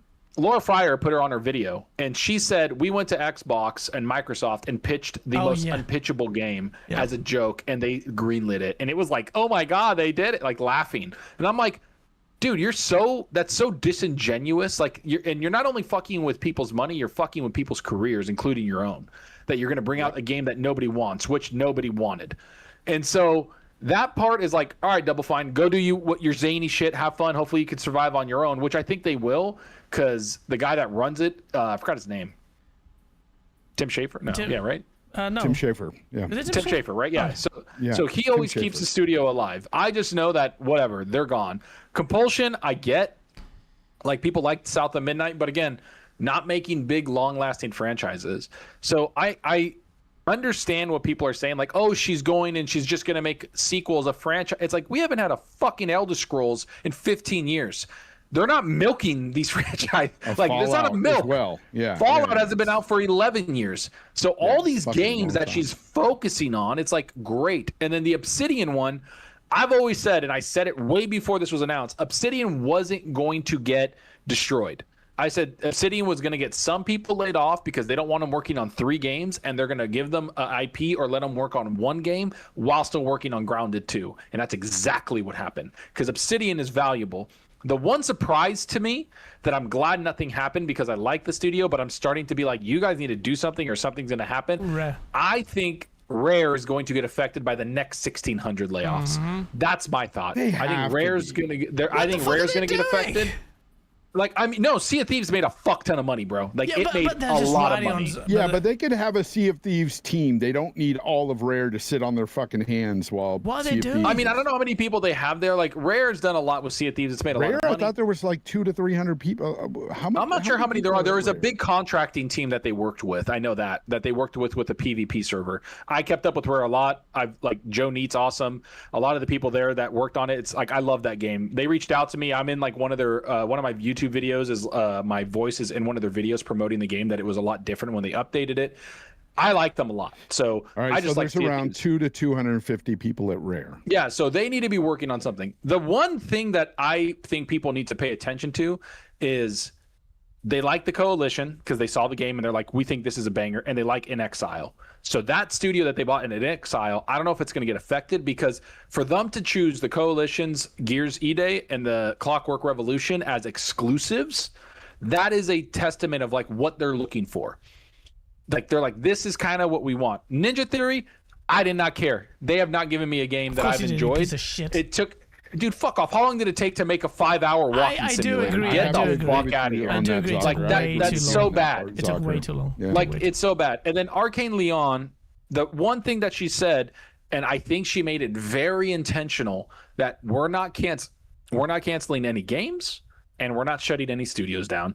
We're giving them the ability, because they're still publishing State of Decay 3 and Senua. They're still publishing those games and giving them the money to release them and be like, you know what? We're giving you, that's the best thing you can have. Is we're giving you a shot to survive. Awesome. Like, that is the best in this whole shit scenario that you can do. Other people did lose their jobs. There's a lot of layoffs happening, and people are losing their shit. The one thing I will say, and I don't know if anybody realized this, the developers that survived, what did they complain about? They were complaining about, oh, there's going to be crunch now. It's like, bro, is that what you're worried about? Like, there's going to be crunch in the morals, and everybody's so down and depressed. It's like, this is the tech world, man. Like, that's the tech world. That's tech life. Tech world was built on crunch. Like, I don't get that freaking attitude at all. Everybody look up how the StarCraft, the RTS, one of the best games ever made. Look up how the core source code and the StarCraft was created. The guy that made it literally went into a room for 6 fucking months and coded it by himself, and then brought it out and distributed it to the rest of the studio, and then they made StarCraft from that. That is a true story. They just love games. They dropped out of school in Blizzard for StarCraft, and they would hang out and play games, and then they went and made games together for hours on end. There wasn't crunch. It was like 38 hours. It was like 38 hours of making there it is. games. There it is. Captain, awesome. Laugh Aloud doesn't make it okay. Look, because people fucking threw that at me when I was working 120 fucking hours a week at times, all right, at my job. Did I love it? No, I didn't fucking love it. But guess what? It had to be done. And sometimes with businesses, it has to be fucking done. If I didn't like it enough, I would have left the fucking job. Okay? It's that simple. If I don't like how things are going at my job because they're necessary, if I'm still getting paid for all this overtime, then so be it. I'm going to stay. But if it's a real problem and crunch's problem with people, then you fucking leave your job. It's that simple. Get out of the tech sector if you don't like crunch. It's not even just the tech sector. I never understood that. So fucking backlash. I will push a little bit against it. Like, I don't think crunch to me is a byproduct of terrible scoping. Yes, by the leadership. It happens like I mean, it happens because it's terrible scoping. Like, you need to be like, okay, this is going to be 4 years of development. Hold up. And you shouldn't need to get to crunch. You should be hitting your deadlines. Sometimes that's not true. There's also sometimes outside factors that can rear their ugly heads and fuck up your project, and you have to crunch.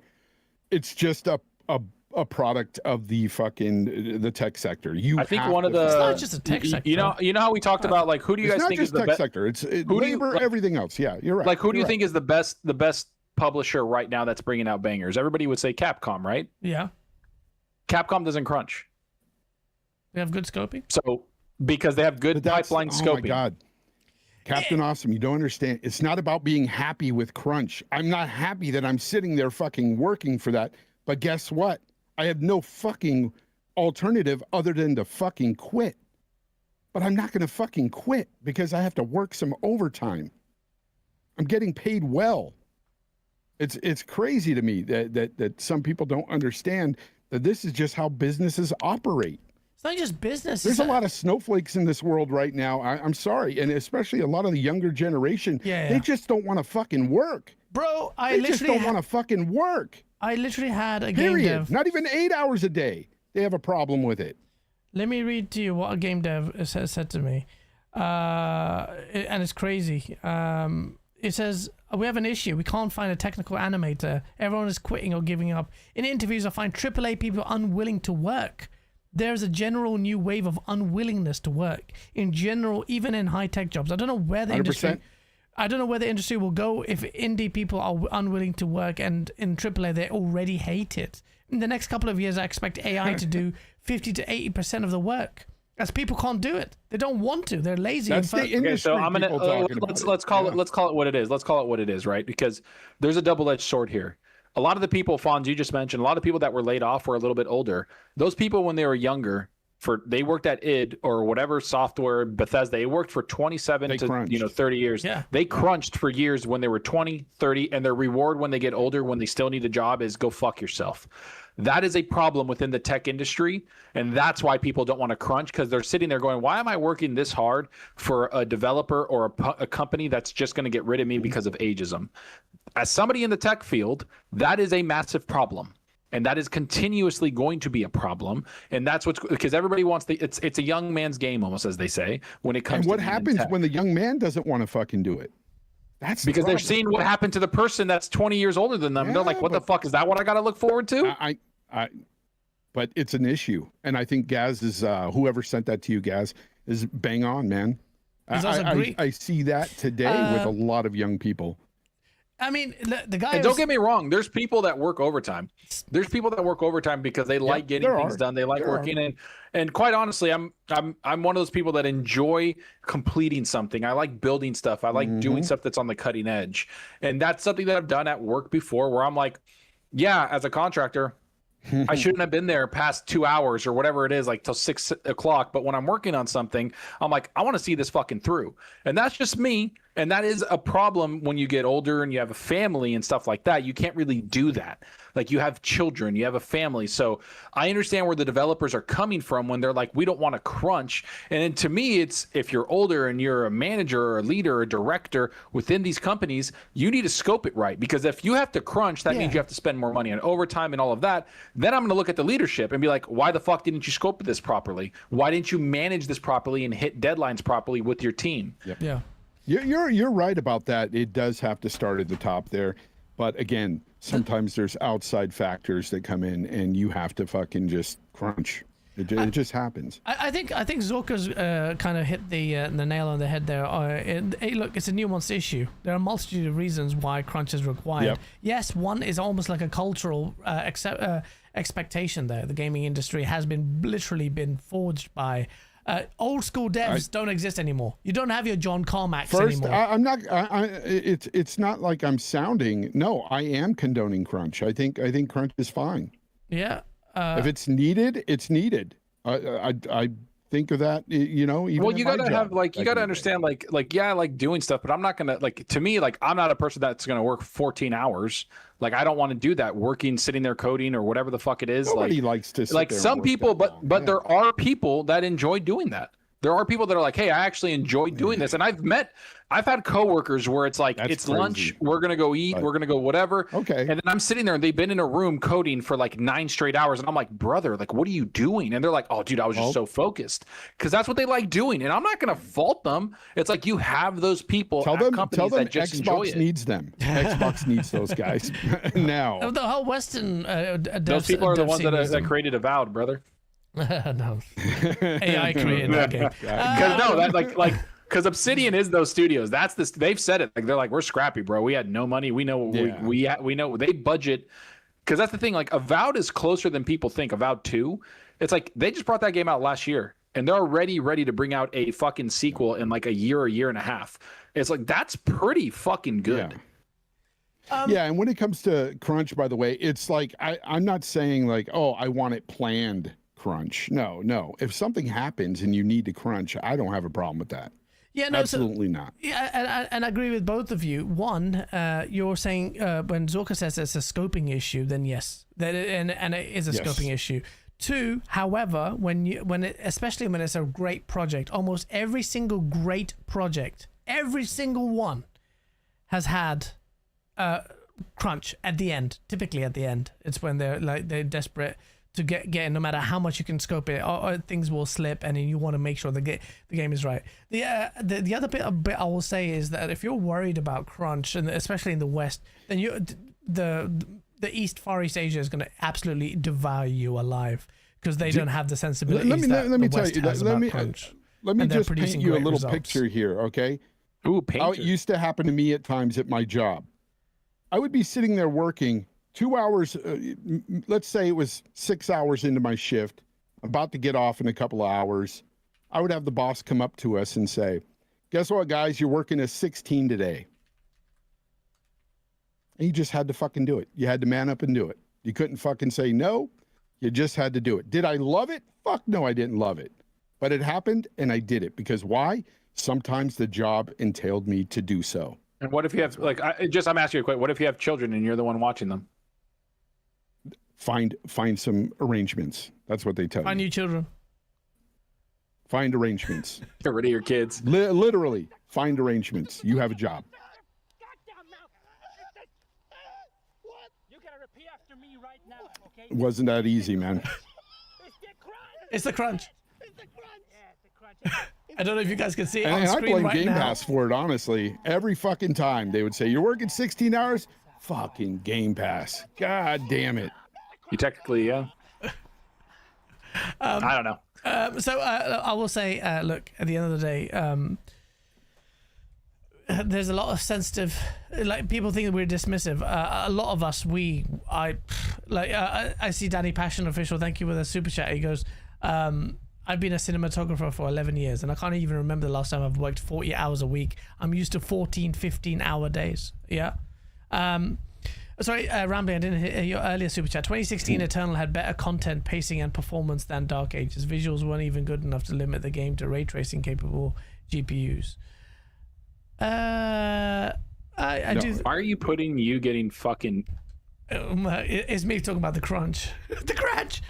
Font sounding like an old head condoning crunch. Oh, we've already read that. Okay, thank you.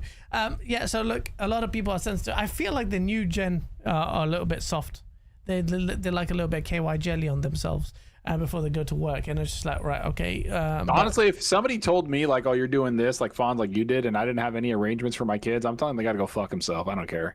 Like, I'm sorry. Like, my child comes way before you. You wouldn't have a job after that. I'll find something else like that. You know, I wouldn't want to what- work for that's what somebody like happens in that. industry because you're a dime a dozen. I mean, it happens everywhere, right? It happens in the cutting edge industry. They're like, oh, get this But by done the by way- this time. It's like, by the way, fuck off. I got paid handsomely for staying over those days.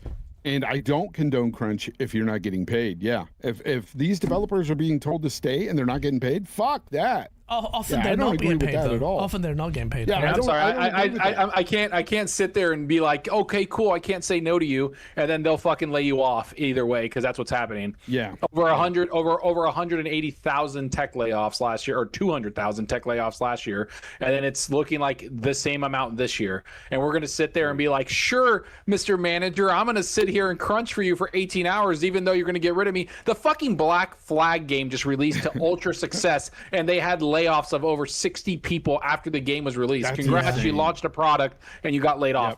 Fuck you. You said, so see, the thing And is, I would become a baby carrot farmer Magnum. I don't give a fuck, dude. We doing it out here. no, as see, There you go, brother. This is the thing. You guys balance each other out, but there's really good perspective there, and I think Zorker's got a really good point. At the end of the day, as I get older as well, I understand the look. I did crunch when in the legal field. You have to sign contracts where you say you have to do 30-hour days or 36-hour days. Forget the word. Basically means that happens. You don't cry. Yeah, you A have day is 24 hours. What do you mean? exactly. So that's what I'm it means fucking in the kidding. legal field. Then you'll have to Yep, exactly. completely mismark yourself. Yeah, there. we actually had a contract when we got hired. It deliberately said that you can work up to 20 hours in a day yeah. And if need be. and I think there. T. Gann says kids these days. I used to walk 60 miles to work every day, barefoot uphill both ways. I'd have to swim across the Nile my River. dad would say. My dad says, "You're so soft." When I was a kid, we didn't have a football. We took a plastic bag and put rocks in it. I'm like, you couldn't find anything softer, Dad. You put rocks and glass in there. He said that to me. I'm like, you guys were stupid. Bro, because our dad is my dad's the same thing. He's from the mountains of Greece, bro, like the mountains. Okay, and he's like, you don't know struggle, and I'm like, all right, pops, and he's like, I came home from school one day and it was 1:30 in the morning. He was, your grandpa woke me up and was like, there's wolves around our sheep. We need to go out and kill them. Let's go. I was like, what? And he's like, true story. And my uncles are like, yep. He woke all of us up and was like, we need to go fight the wolves out in the fucking mountains because of the sheep. I'm like, what? And then he's like, yeah, then I had to sleep outside to make sure that the wolves didn't attack the sheep. He's like, me and the dog hanging out.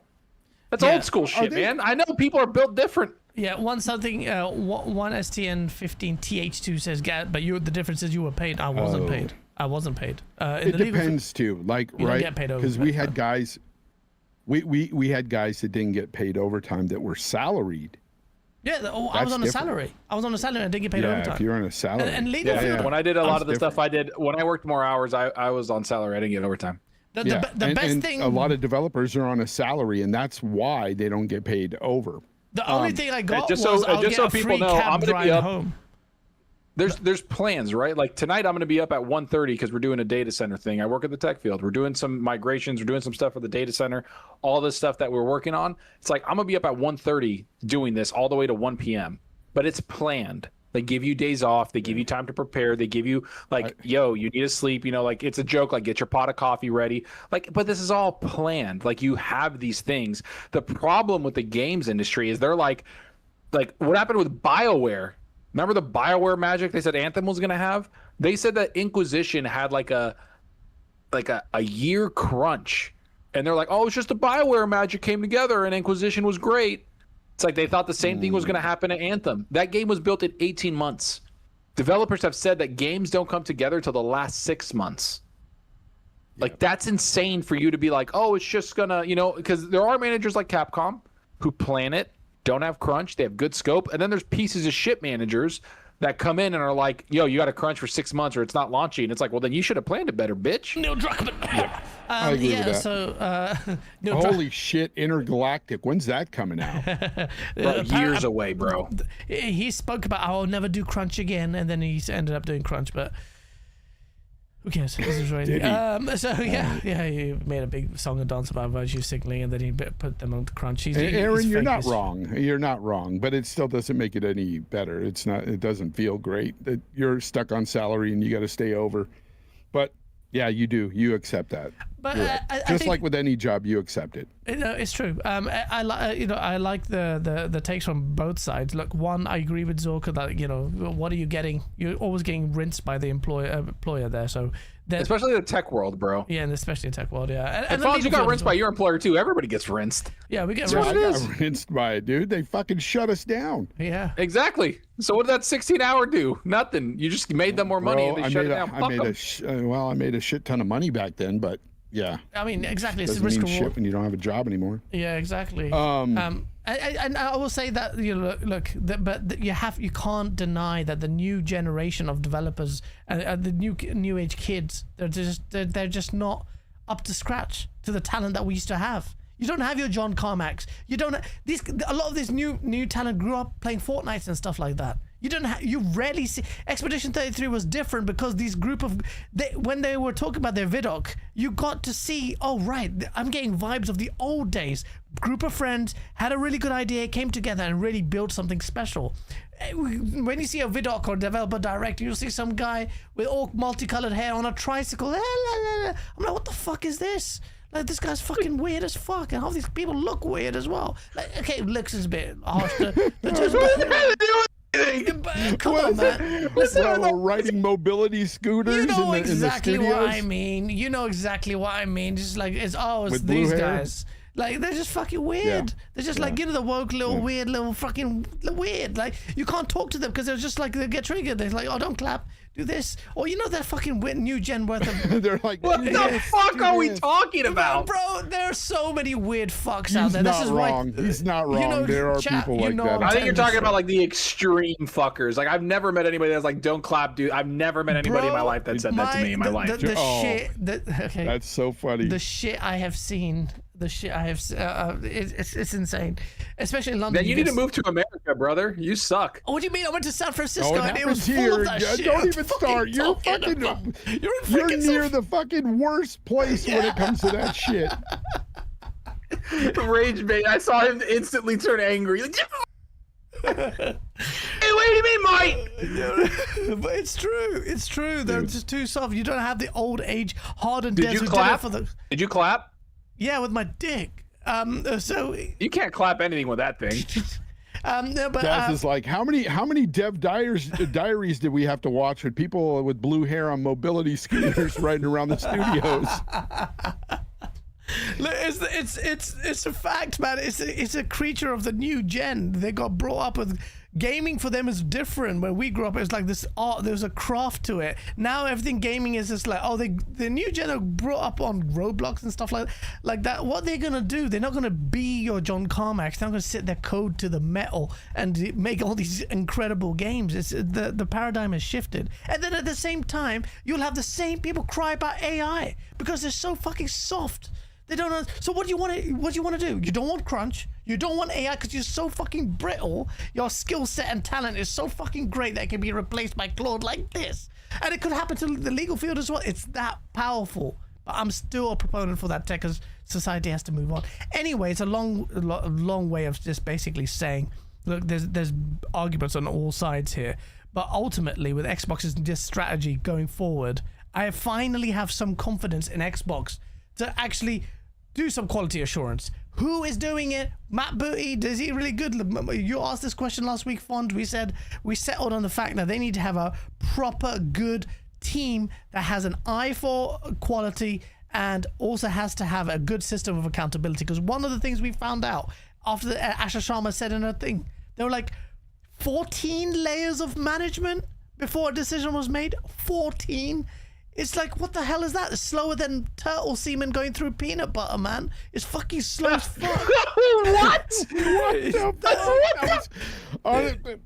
Turtle semen going through peanut butter? Yeah, it was slower That than was that. probably the worst visual I got in my fucking head when you said that. I don't Oh understand my- where the fuck that came from the depths of Gaz's fucking demented brain. Dude, but that is that the a great. I'm saying using out that. there.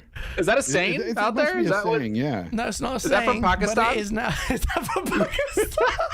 Pakistan. Is that like one of the sayings? I'm just asking. That along with I want to be an army pilot. Pilot, great. What the fuck? But it's so fucking slow. 14 layers of bureaucratic bullshit. How are you gonna get shit done? I'm so glad, one, they acknowledge that, and two, they fucking resolve the issue. How does Gaz know what that looks like? I saw Dreamcast guy's face. The conception. Oh my god! No, that's terrible. I don't know. Right. Do that. That doesn't make any sense. Has Asha talked about quality? I thought it was all productivity with her. Quality of what? What's he talking about?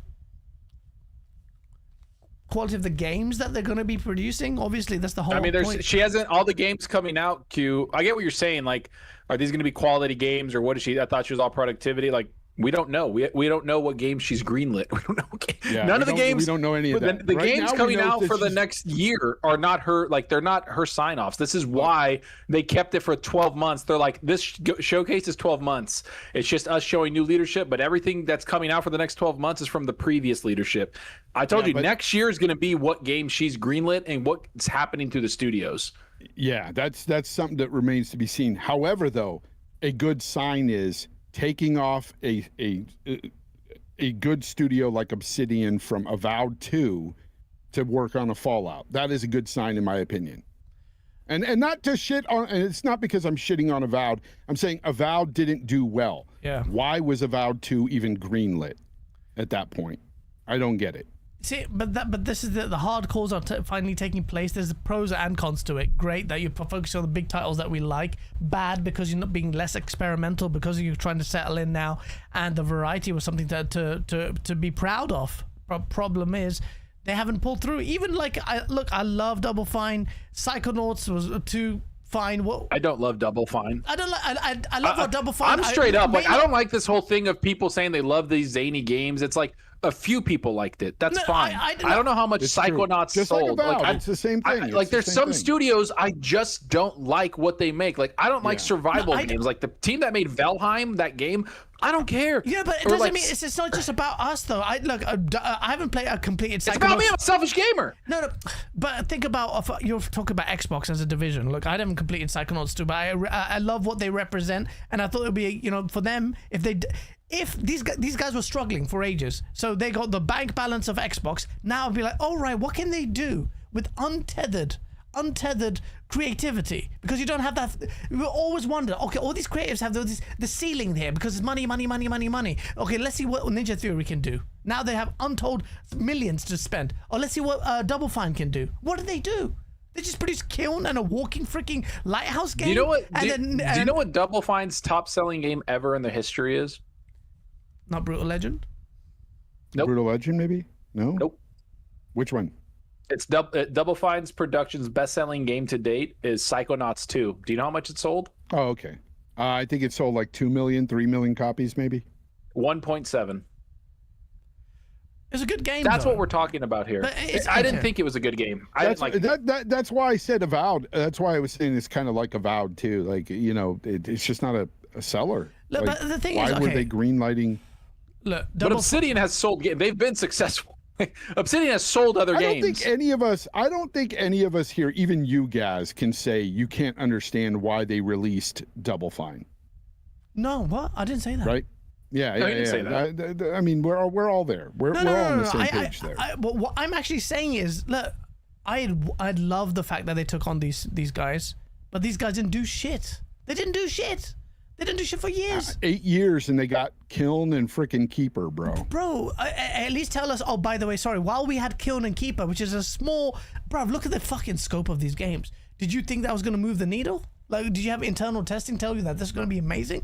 What are you doing in the background? At least say, yeah, but in the background we had Psychonauts 3, or we had this big, Brutal Legend 2, or not even sequels, like a new IP. One of the weird things is like the Outer World. The Outer Worlds is a weird one. Like Outer Worlds 2 didn't sell that well, but the Outer Worlds, the first one sold over 5 million units.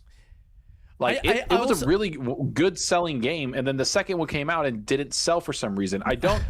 It's weird. Like Obsidian has made like the Stick of Truth sold well. The shit out of yeah, they did. I think the $80 thing hurt them more. I think when they were like trying to make it $80, people were like, "Fuck you." Yeah. Remember that was the game that they tried to make $80. Crazy. If Xbox had 14 levels of management, what the fuck were those 14 levels doing? Bro, that's the same issue with that Halo. Telling you to crunch. Get it. Telling you to crunch. It's bad. It's terrible. Because it's not just that. I mean, think about it. Then they didn't have a COO. So it kind of makes sense. Once I found that out, I was like, no wonder they've been in fucking the shitter for forever. That's what I mean. That's what I'm saying. What the fuck was Phil doing? No wonder.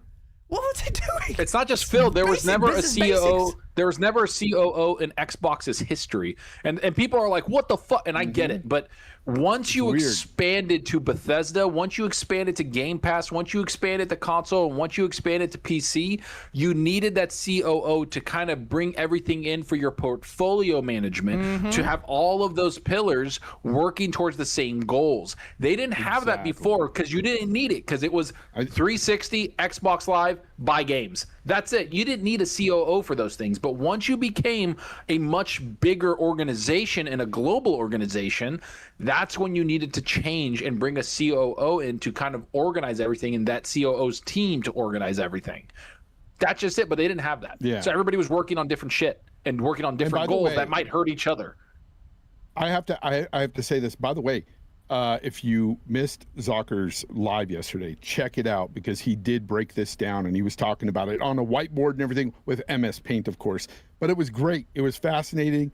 You were a good teacher, man. You were telling people how things worked and all this stuff and how the goals weren't being met. I thought it was really good. Check it out yesterday. He's got that on his channel. And watch him every Friday, because it was he does really well. I like his solo streams. I brought out MS Paint like a jackass, and I suck, dude. My wife watched it. She was like, but it works, Paint? though. It freaking works, dude. I enjoyed it. I enjoyed what you were doing. I need to watch the stream, because you were just freaking playing out with Microsoft Paint. What was he doing, building a thumbnail? I brought up Microsoft Paint. Hey, first of all, well, it is white, so I mean, you know what? Yeah, I was making it with my feet. Yeah, no, it was a really good stream. That's why I'm telling people to watch that after this show. I'm gonna watch it as well after the show. But it's all this stuff makes sense now. It all makes sense. That doesn't mean that everything's gonna be fixed, by the way. They'll still probably mess up. Paint has AI now. Okay, fucking hell. But yeah, so it doesn't mean that everything's gonna be fixed. Like, we need to see what the results are. One of the best things that I'm starting to see that you need to greenlight more than just the safe bets as well, and explore IPs you've completely neglected for ages. Obviously, Fallout is great you news. bitch. Zocker's game of the year was Redfall. No, that was Colt's game of the year. Don't come at me. Yeah. No, I'm joking. And No, you're right. I even said that in my video, my recent video that I made that nobody watched. I talked about that, how they're like, they're betting on the safe bets, of course, with the storied franchises like Fallout, but they can't forget about the creative aspect of these developers. Yeah. Now, we're not looking at the kilns, we're not looking at the keepers, we're not looking for that shit, but we want some good games that Like appeal to a StarCraft. broad audience. StarCraft was a big one. Shut the fuck up. What? You don't like StarCraft? You said like StarCraft? No, I said looking at good ones like StarCraft. Oh, Yeah, I thought that's what he said. he said we can't have games like Kiln, and you're like StarCraft. I was like, shut the No, what? he said good games. Yeah. My bad. I got angry. Hey, Gaz, I apologize. I'm sorry. Well, 'cause you know what they The did? trailer's Like, playing they right have so now. many different franchises. I heard, like, because I'm not a big RTS fan, but I know people love StarCraft, Yeah. right?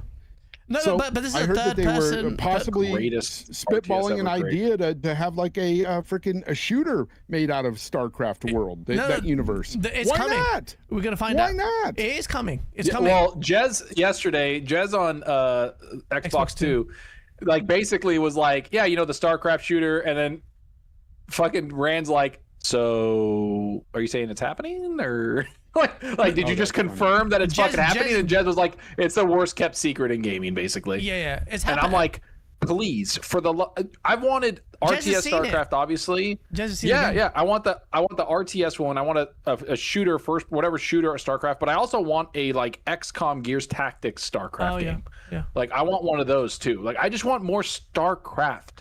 Just give me a bit. Like honestly, something like Rage 2 with a big world that's like being attacked by Protoss and fucking Zerg, and you're going around trying to save it, or you're a Protoss fighting, like you're a zealot, like fucking taking shit out. Something like that. Like just do something with the fucking franchise. It's so I don't good. know anything about what you're saying. It's like you're speaking Chinese to me. But look, you mentioned Rage 2, and I did like Rage 2. So big world like that, some crazy shit going on. Just Mad something Max fucking type awesome. shit. Honestly, they could make a fucking a big MMO world where you can play as Zerg, or you can play as fucking Protoss, or you can play as Terran, and you're fighting over planets like Planet Side 2 or I Planet assume Side. that's factions, right? Those are just factions. Yeah, They're the factions in the game. the You can fucking play. So Never what I played liked it. about the Never enjoyed StarCraft it. 2 trailer that I've got on here, the cinematics are incredible. Is it also fits the vibe, the old school vibe of Xbox, like darker shit as well. I think that will go a long way in making Xbox feel a little bit whole again. Like Gears of War is a great one. Clockwork Revolution is also really great. It has a very specific kind of flavor. And now Blizzard, if you start, like, Zorka was talking about, even doing something with World of Warcraft, even do a story single player game, it would fucking go big. You were sitting A on World of Warcraft RPG, bro, like, or not even World, just a Warcraft RPG would be banger. And you can play any race. You could be an orc, you could be whatever, and it treats you differently in the world. Yeah. Like, I think that would be insane. Like, they have it right there. I get World of Warcraft is there, I get it, but a single player RPG would sell gangbusters. And I also think, speaking of Avowed, where you brought darker tone, I think that's one of the things that hurt Avowed was the first trailer in 2020 was way darker in a better setting and thematically than it was when it released. Because I will admit that, even though I loved Avowed and I put 80 hours in that fucker, I got to say that, God, that first trailer felt very dark. Yeah. And you were like, yo, this looks dope. And then all of a sudden it's like, ha! Like, what the and that blue guy. Well, there, the thing it's is weird. they added the purple, the bisexual lighting, and people just got turned off by it. And it's unfortunate because I keep hearing it's a really good game. I tried to play a little bit of it, but I was such, like, in the beginning, noob. I didn't really flesh out the combat, so I don't know. I'm planning on going back to it to retry it, to be honest. Yeah. Because of people like Zog. Look at this. I know. That's why I put them in my videos. I'm a Protoss main too. I'm a Protoss main. I never played Protoss StarCraft, so I don't know, but I just love these sort of cutscenes. I just like, I want to play. Bro, I wanna know the play story. ranked with my buddies, and I've played this in a godly amount of time. And my buddies are just like, bro, I don't want to play with you because it's fucking insane. Like the people So we play you because the played MMR. this like I play PoE 2. I probably played this worse than you did PoE 2. Damn. Wow. I probably have several thousands of hours in Brood War and Holy StarCraft 2. shit, dude. Like several thousands. Like I pushed ranked ladder. Respect that. I You know what that's fucking like love then? this When I games. played Destiny, I was Yeah. thousands of hours in Destiny. Yeah. Yeah, I played this. Shout way out to too. Bungie. Rest in peace. Shout out to fucking StarCraft. Yeah. Fucking love you. But we're gonna Fuck find you, out. Bobby Kotick. Yeah. See, I could play a game like this, like, with these different types of creatures and shit. Like, dude, it would be fun. I think if StarCraft- it wasn't an RTS. StarCraft Ghosts was a great title I was looking forward to for a while because I always But then recognized. they canceled it. Yeah, they cancelled it. Do you know why they canceled it? No. Because back then Blizzard was like, we're not going to release a game if it doesn't have the Blizzard standard, and it okay, wasn't fair good enough for them. Fair enough. Yeah, they were just like, and that was their famous line: "Hey, when is the game coming out? When it's ready." Yeah, and I It's rate like them. it's like, and now it's like they Get need ready. to get back to it. Like, fuck. Oh, but Hey, Blizzard has so much I've got untapped like a potential. semi little emergency. I'll be right back. All right, no worries, no worries. They just fucked everything up. The names and everything. He signed up for Game Pass, and now he's worried. Great. He's worried he doesn't own his games. That's messed up. I can't even switch to you as on the camera. He shouldn't have turned his camera off. That's just messed up. Fine. And It's all right, bro. We're good. Don't worry about it. There's three of us. There's just two of me, and one of you is Fonz's screen. It's fine. Don't worry about it. Okay. Well, we're talking about that. What else can we talk about? I think we've covered most of the. Well, actually, come on, the Xbox layoffs. Well, there's multiple facets to it, but I think the main thing is this.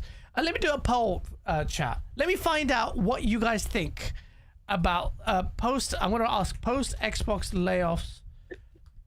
How are you feeling about Xbox? About Xbox's future? Positive, very positive. Positive. I would say skeptical, and it's dead. It's dead. It's dead. Let's see what they say. Chat. I clicked it's dead. Of course you did. Of course you did. Oh, that's my other camera. Guys, you playing Gears E-Day exclusive? Of course I'm playing Gears E-Day exclusive. Everybody's going to play Gears E-Day. Everyone's going to play Gears. Everybody's looking forward to it. One of the things they need to do with Gears of I don't know what their strategy is, but they need to go hard on the marketing. They cannot look. You're now building this. You're going back. It's admirable. You're fighting, crawling, you're just clawing back relevance. You need to make sure that Xbox as a brand comes up. And Xbox as a brand coming up means you need to market the shit out of Gears of War. Finally, this bastard. Don't turn your camera off if you have a family emergency. Back. I'm sorry. I had to. Yeah. Oh yeah. Fine. Well, I have no pants on. I didn't want to get up and be like you and show my freaking bollocks. Bollocks. Your bollocks. But one of the things I was going to say is, look, Xbox has gone back to the strategy of exclusives. I think it can work, but I think it needs a very, very aggressive marketing campaign in terms of going back to the spirit of Xbox. Go back to them and show them that, okay, we are the hardcore console. We are the Gears of War console. We are the StarCraft console. We are, all these kind of games you can get anyway. Doom. You start to get Doom in there. You start to get Fallout in there. Elder Scrolls. It feels Xbox. It feels like, okay, that's you're carving out your own path where you can have PlayStation will have its own path where you will have your own AAA third person action adventure game with some chick, and that's nice. But with Xbox you'll get your RPGs, you'll get your first person shooters, you'll get your bloody third person games as well. It's the bro dude element of that. You cannot disregard that, and I think that's the path that you take, where you also caught the favor of PC gamers. There's synergy there with Blizzard. You cannot ignore Blizzard. I think Gears E-Day is going to do really well. That's my thought. I think so too. I think because the way it showed was, It had a lot of views. It had a lot of traffic. It was the best showing game, at least in my mind, at the showcase, all showcases. 100% it was. The deep dive was insane. Like they went back to like its roots. They changed exactly what a lot of people wanted, where it felt like Gears, but they changed the movement enough where you're like, this feels like Gears, but it's also like that in between of Gears and something a little faster. Yeah. So, and then not to mention, like it just looked insane. Yeah. And I think it's gonna tell a really good story. Karen Travis, I think her name is. She's the writer. She wrote those books like The Slab, Asphalt Fields, all those. Like she wrote all those old school Gears books that are fucking banger. Oh, and really? She's part of it. They mentioned her like, oh, she was part of the whole creative process basically and helped write the game. Oh wow, I didn't know about that. So yeah, she's a great writer and she kills it with the like. If you guys haven't read them, like I read those books and now I want to listen to them in audio form, like audiobook form, just to like, just get like a different perspective of it, see how like that feels. And so I'm listening to them again before Gears E-Day comes out. And I'm also playing Reloaded right now before Gears E-Day comes out. Because I thought Reloaded was really cool. I'm playing it on PC. It's fucking great. So I'm really looking forward. This is like my most anticipated game next to Wolverine and GTA. Like for me, it goes Gears, Wolverine, GTA. For anticipation. Like I can't wait for this game to come out, man. Like October can't be here soon enough. It looks so good. Those are my 3 most anticipated games, but it goes GTA, Gears, Wolverine. Mine's the same as Fonz. GTA by a mile. And then not to mention they go back to Marcus and Dom. Like that's a big thing to me. Yeah, I know. Realize. Going back, it's going to be. That's where I hope that the story really fucking shines here, is because it's going before everything, and we get to see that relationship start. I'm just watching the footage, man. It looks so fucking good, man. It looks so good. It looks fucking amazing. The game looks amazing, but dude, it's the movement for me. It's the animation. It's just everything. So much better than it used to be. And there's so much more to the game that people aren't even like. Apparently the campaign from like the people I've talked about, campaign's like 14 to 16 hours long. And it's like, so they have a really chunky campaign. And the one thing they mentioned and then didn't say anything was like, oh yeah, our siege, like the new like horde mode has 12 player siege. Yeah. And you're like, the fuck, 12 player? And they just like said that and walked away. Like I was like, hey, whoa. And they showed a little bit of gameplay of it and it looks sick. I'm like, show more of this thing. You find like a They showed like 6 seconds of it and was like, and then they were like, yeah, siege is 12 players, bye bitch. And you're like, wait, what? yeah. Like look at that movement, bro. Like that is so much more fluid feeling. Yes, that's what I'm looking at. Bro, it looks so good. I didn't think. I remember when the day after this showed, and Gaz was like, "I don't really see much of a difference. What are you guys looking at?" Paris said, "Blood of the Dawnwalker" is on his anticipate. Dude, that too. That's literally my next one. Is number 4. To me, that just looks so fucking cool. Like I don't know why. Like I know it's the Witcher 3 devs. All of those people are involved, and I think they're former Witcher 3 devs. That game looks cool to me. I don't know, and a lot of the previews I've seen looks really great. I think that game looks fun. I watched the preview for the gameplay. They showed a lot of gameplay, and it didn't look that good to me. I don't know. And that was high on my list this year too. But then when I saw the gameplay, I was just like kind of let down. And I don't know. It looked okay. We'll see. It looked better than fucking The Witcher's gameplay, like the combat. When I hate saw Witcher's combat. How old is The Witcher? Witcher's I know, but it looks pretty good. old now. See, one of the things I don't like is the sponging, bellow sponging, but whatever. I've talked to Dad. I'm not going to give you my idea of the concept of Gears that I like, but I will say that when I saw the deep dive after that, I was like, oh right, I really want to play this. I was surprised by how much. Paris flexing. What's he saying? He's already played it. He got to play it. So yeah, he played the preview. Yeah. Good so shit, Paris, and maybe it's better than it showed. I don't know. Oh yeah. Lucky. Yeah, he was in the play days. That's why. Oh right. Okay. Yeah, I thought you meant Gears. I was like, shit, what? Did people get to play Gears? I don't know if they did. I don't know. Don't think so. I don't know. Look, you guys are confident that it will sell well. I still need to see some sort of real big Gears. marketing push. I'm not confident. Well, no, I think it's going to do well. I don't. $400 million. When you're talking about sales, it's kind of hard, right? Because it's an exclusive, and you have Game Pass. That's a huge factor. A lot of people are going to just play it on Game Pass. Yeah. How well it'll sell on Steam, I don't know. I would assume it would do pretty good, but you can't base it like on Reloaded, because Reloaded is like the second remaster, of that game. And I think if they brought out, if they brought out last year instead of Reloaded, and they brought out a complete trilogy remaster, so then PC players can play 2 and 3, I think that would have been fucking Yeah. yeah.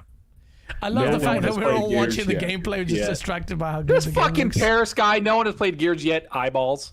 Oh my oh god. man, it's like he's like saying, is this going to be spooky or what? I don't This know. fucking guy. I hope not, man. Yet. Paris is sitting I'm there just right telling you, now you at know. the fucking coalition, hanging out, trolling us. So But hey, that leads into my Game Pass discussion, guys. See, with Game Pass Why? and them having exclusivity, don't count on sales. We can't measure it with sales. We have to measure it with MAUs, people. you know what? For fans, like the more the time goes, I've agreed with you. I just feel like, I don't know. MAUs. Instagram MAUs, spooked brother. you. You fucking folding. Instagram spooked you. Uh, I know what happened. I You're said- easily manipulated by others, by other people. No, I don't give. It's MAUs. I'm not multi-active users. No, it's okay. It's fine. It's MAUs. It's great. I think. Or is it like DAUs now? It's like daily active users that they're looking at. Yeah. For fuck's sakes! Game Pass bashing segment. I may use the fakest metric. I think we saw a lot of that. I don't know. I think it's a shit metric personally, but that's just me. Don't listen Well, to we me. saw I think Game Pass barely budged. We saw Asher Sharma confirm that they barely budged. Hey, I'm not trying to get into a Game Pass bashing segment. I was kidding, and now Gaz is like Well, it feeding didn't. into it. But they said that Game Pass barely moved any subs. They lost a shit ton. I think they literally what I said. I said they've lost so many. They're probably breaking even, catching up. Millions. Exactly. Millions. Exactly, BT. BT's right. Game Pass isn't free. You have to pay for Game Pass. So they're paying to play the game. Yeah. Leave it alone. Game Pass is amazing. No. MAUs for life, BT. Clip that and put it on Instagram. Right there. Just that. No context. Just say it. And okay, they'll still have fun. But I don't know what's gonna. She's said specific things here. She highlighted the multi-platform strategy. That didn't work. They've said that. Her mentioning that is great. She also mentioned the same breath Game Pass though, and Game Pass numbers aren't going that well. And I'm telling you guys, Fonz is right. He's gonna come back to you when it gets gutted, and then you're gonna be like, well, why did they gut it? And what are you gonna say? What are you gonna say when they got Game Pass? Because I'm telling you, it's coming. I cannot see them growing this I thing. didn't say that. I would never say such a thing. I love Game Pass. I don't I'm think a the Game strategy Pass works. fanatic. Love Game Pass. They've lost the opportunity to disrupt the market. Game Pass is a great idea. It just needed to be backed out by people who didn't have 14 layers of management running and greenlighting clay games for 5 years, looking at Icelandic rocks for 6 years. It's just this is the problem. So I don't think that time is gone. Double up on Game Pass or whatever. It's gonna get changed. But I think something will change there for sure, but they could keep it. Like they could honestly. What if it does great? What if they get more subs? What if that happens? They're not What even if hell marketing freezes it. over one They're day? not even marketing Anything it can properly. happen. Are they even marketing Game Pass? No one knows. The only way Game Pass ever works properly is if they market it as the Netflix of games, so that your average soccer mom or dad knows what the hell's going on, or like what that actually is. I mean, They if don't you know look what at it the is. industry, though, like let's be real. So it's making some profit for them, and it's like guaranteed profit, right? Yeah. And then you have other companies doing sub services too that are still around, and people talk shit about those too, like Ubisoft Plus and stuff like that. And they're EA still has around. one. EA has one. So I mean, they're obviously making money for these companies. So they might keep it around. There might be less games going into Game Pass. I don't think you'll see like these 75 games, coming into Game Pass per year or whatever it was. I think that it'll be lessened for sure. because of course they've already got rid of a lot of the smaller teams making some of the smaller games. So yeah, it's just going to be less games, but it'll be around. What I think is going to happen, I think there are two options. Game Pass will get gutted, or they're not going to get Game Pass and they're going to focus on trying to get people on the console more, because like the attach rate to Game Pass to console is insane apparently. Like it's like almost like 1-for-1. That's what a lot of people have been saying, that it's like that's why Game Pass hasn't grown, because you're not selling fucking consoles, and it's because a lot of the sub services on PC, EA. Oh yeah, it's not doing well. Well, no, because PC, when you think about it, there's sub services on EA, there's sub services on Ubisoft, and there's sub services on Xbox. It's all in a attempt to get people away from Steam, and it's not working because your shit sucks. So how does that happen when you can't sell more consoles because they're too expensive? That's where I think, because one of the things she talked about is being a third-party publisher is an issue, and not having people go on Game Pass is an issue. So what I think is going to happen is either they're going to gut Game Pass and try to just sell things, which, like you've just said, if they can't sell consoles, they're not going to sell units, so that's not a good strategy. Or what they're going to do is money hack games. All the money that went towards Kiln, all the money that went towards all these studios that they're shutting down, they're going to go towards third party, because that's something she said, is that they need to have better third party, basically, partnerships. And so they're not going to go for the small games. They're going to go for games that they think can make a dent in Game Pass. That's what I think is going to happen. Much like Sony tried to do with Final Fantasy. They thought Final Fantasy 16 was going to make a dent. So this is a great conversation, because I've been saying this for a long time too. They need to money hat with their exclusivity, make third-party exclusive games too with some big titles. However, we got to understand something here.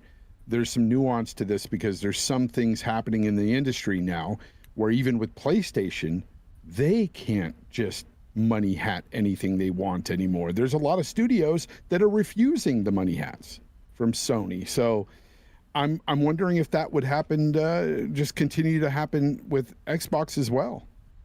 Especially given their size and everything, it might be even worse for them. They're like, why would we do that?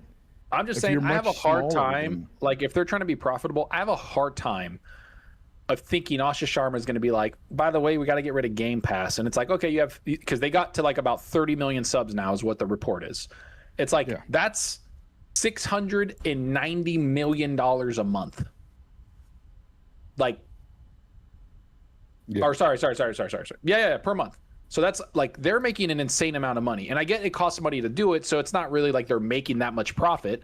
They're basically like, okay, you have 30 million subs, call it, let's say 23 million or $23 a month. That's what it is, right? I believe. It's like, something like that. How do you get rid of that? Like, you have to have a business justification of why you're doing it, and you have to show metrics that you're like, we're going to make this much money.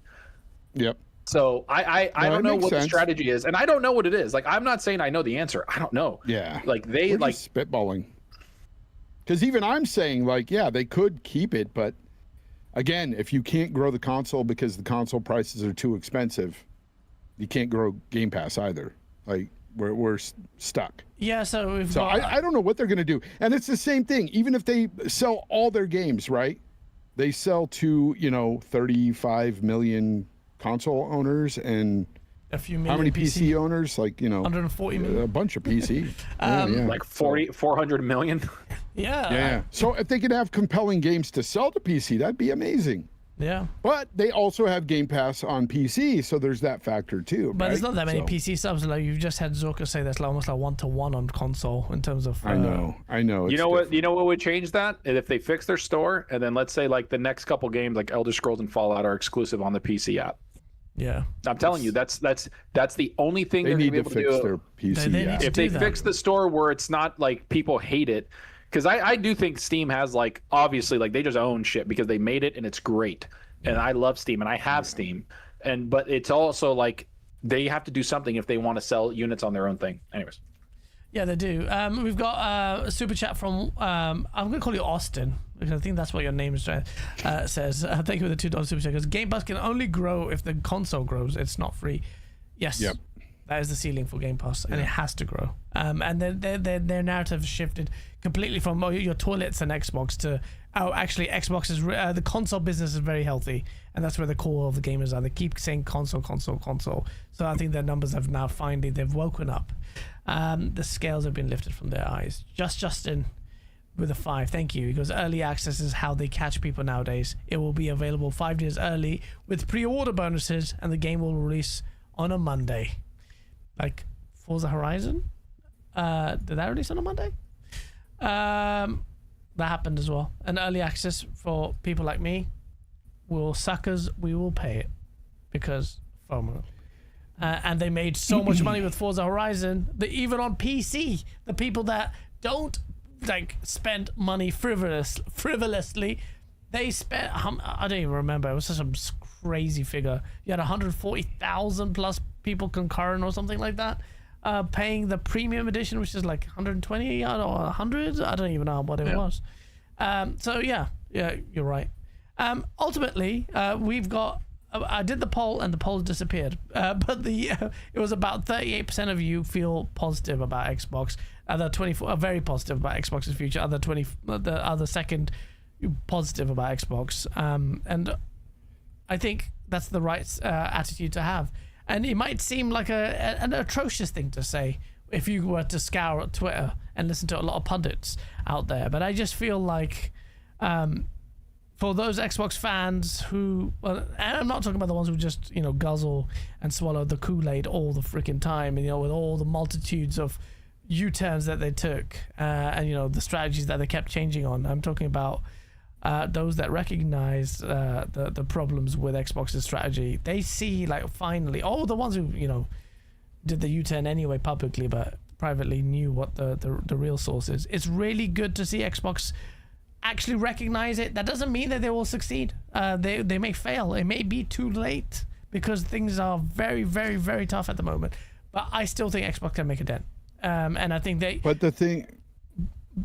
But I think the one big thing that we have to realize too is that, and she keeps using this word all the time, that they are focusing and prioritizing less games rather than just quantity. And I think that's the biggest take from all of this is the fact that, yes, they got rid of a lot of people, but focusing and prioritizing some games that can actually make a dent in this whole thing for them is smart. Like, honestly, I think that is the best play that they can do right now is make sure that these games, like the Fallout that Obsidian's making, like the next Elder Scrolls 6, and whatever games they happen to be making right now that are still a go, are the best possible games they can be to appeal to people, because they've had so many games come out in the last even decade, we can say, that a lot of people just considered mid.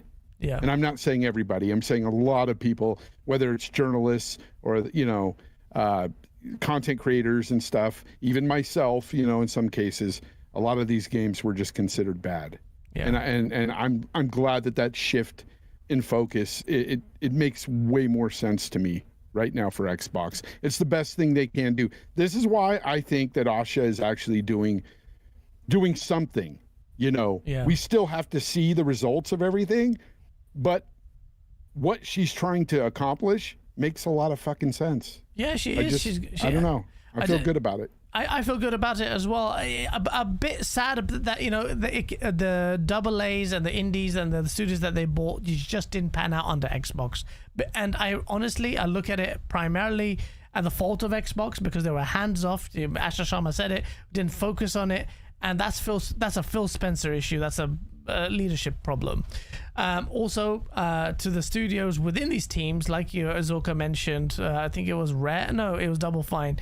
That lady who said it, like, we just thought, fuck it, let's just see what the most outlandish, stupid idea was and see if Microsoft to greenlight it. And Microsoft, in their infinite wisdom, greenlit them. Shows how hands-off they were and how much the studios thought they had so much autonomy to take the piss, and they didn't really take it as seriously as they should have. At least in the case of Double Fine in this instance. I don't know if you saw it, Gaz, but I was reading a thing, it was on Twitter. Remember when Asha replied to Sean Layden saying, "Hey, let's talk"? Yeah. Apparently they did talk. Okay. Apparently they did talk, and Sean was talking about it in a recent article, stating that they had a great discussion about the industry and everything. And at the end of it all, he basically told her, you can either be a really big publisher or you could be a console, focused company. Yeah. But you can't be both. Okay. By the way, Deathwing trailer. I have to jump off, by the way, because I need to help with the child. I'm gonna head off now. I'm gonna end it. Yeah. Do you mind if I do my outro now? Yes, we're gonna do. I'm gonna end it now. Chat. We're gonna end it. The three of us gonna leave. Because of Zorka's kid, which is fair enough, absolutely understandable. I don't want to mess him around. So smash the like button. I will put this shit out, and more videos coming now that I got my new fancy camera, on camera, all that stuff. These guys are bullying me to make my content, and I'm grateful for it. Zorka, let's do a quick exit. Sorry about that. No, don't worry about it. No, it's all good, man. I don't want to leave my wife too long for that. Yeah, go for it. You're on camera right now. Tell the people what's going on. What you're doing. Thank you. Thanks everybody for checking us out. Honestly, Friendly Fire Podcast. I think it's number 4. I'm having a blast doing it. Got to go hang out with the baby now and help a little bit. Cook some dinner. And then you guys can follow me on Zocker87 on YouTube. I'm putting out a shit ton of videos, shorts, everything. I've just been having a lot of fun making it. Glad to get back into the groove of things. And then on Fridays, I do my solo kind of chat at 4:30 Pacific Standard Time or 5 Pacific Standard Time, depending on work. So you can follow me there. And honestly, love doing this podcast, love doing the solo stream. It's been a lot of fun. The support's been insane, and I appreciate everybody. And everybody here that showed up today, it's been a lot of fun, man. So yeah, keep out for all that. And then follow these two guys, man. Follow them a lot. They put out a lot of stuff. Fonz puts out great videos. Gaz doesn't put out videos, but it's a good time. But actually, I'm going to jump off. Been doing more lately. He has been doing more, but I'm going to jump off really quick because I hear the baby like getting crazy, and I need to go soothe her. All right, take it, man. All right, fellas. Thanks, chat. It's respectable, you guys have a brother. good one. Take care, man. Later, boys. Have a good one. Fonz, it's just us two, but I think it's messed us up. I'll just put my fiction on me. Fonz, say something.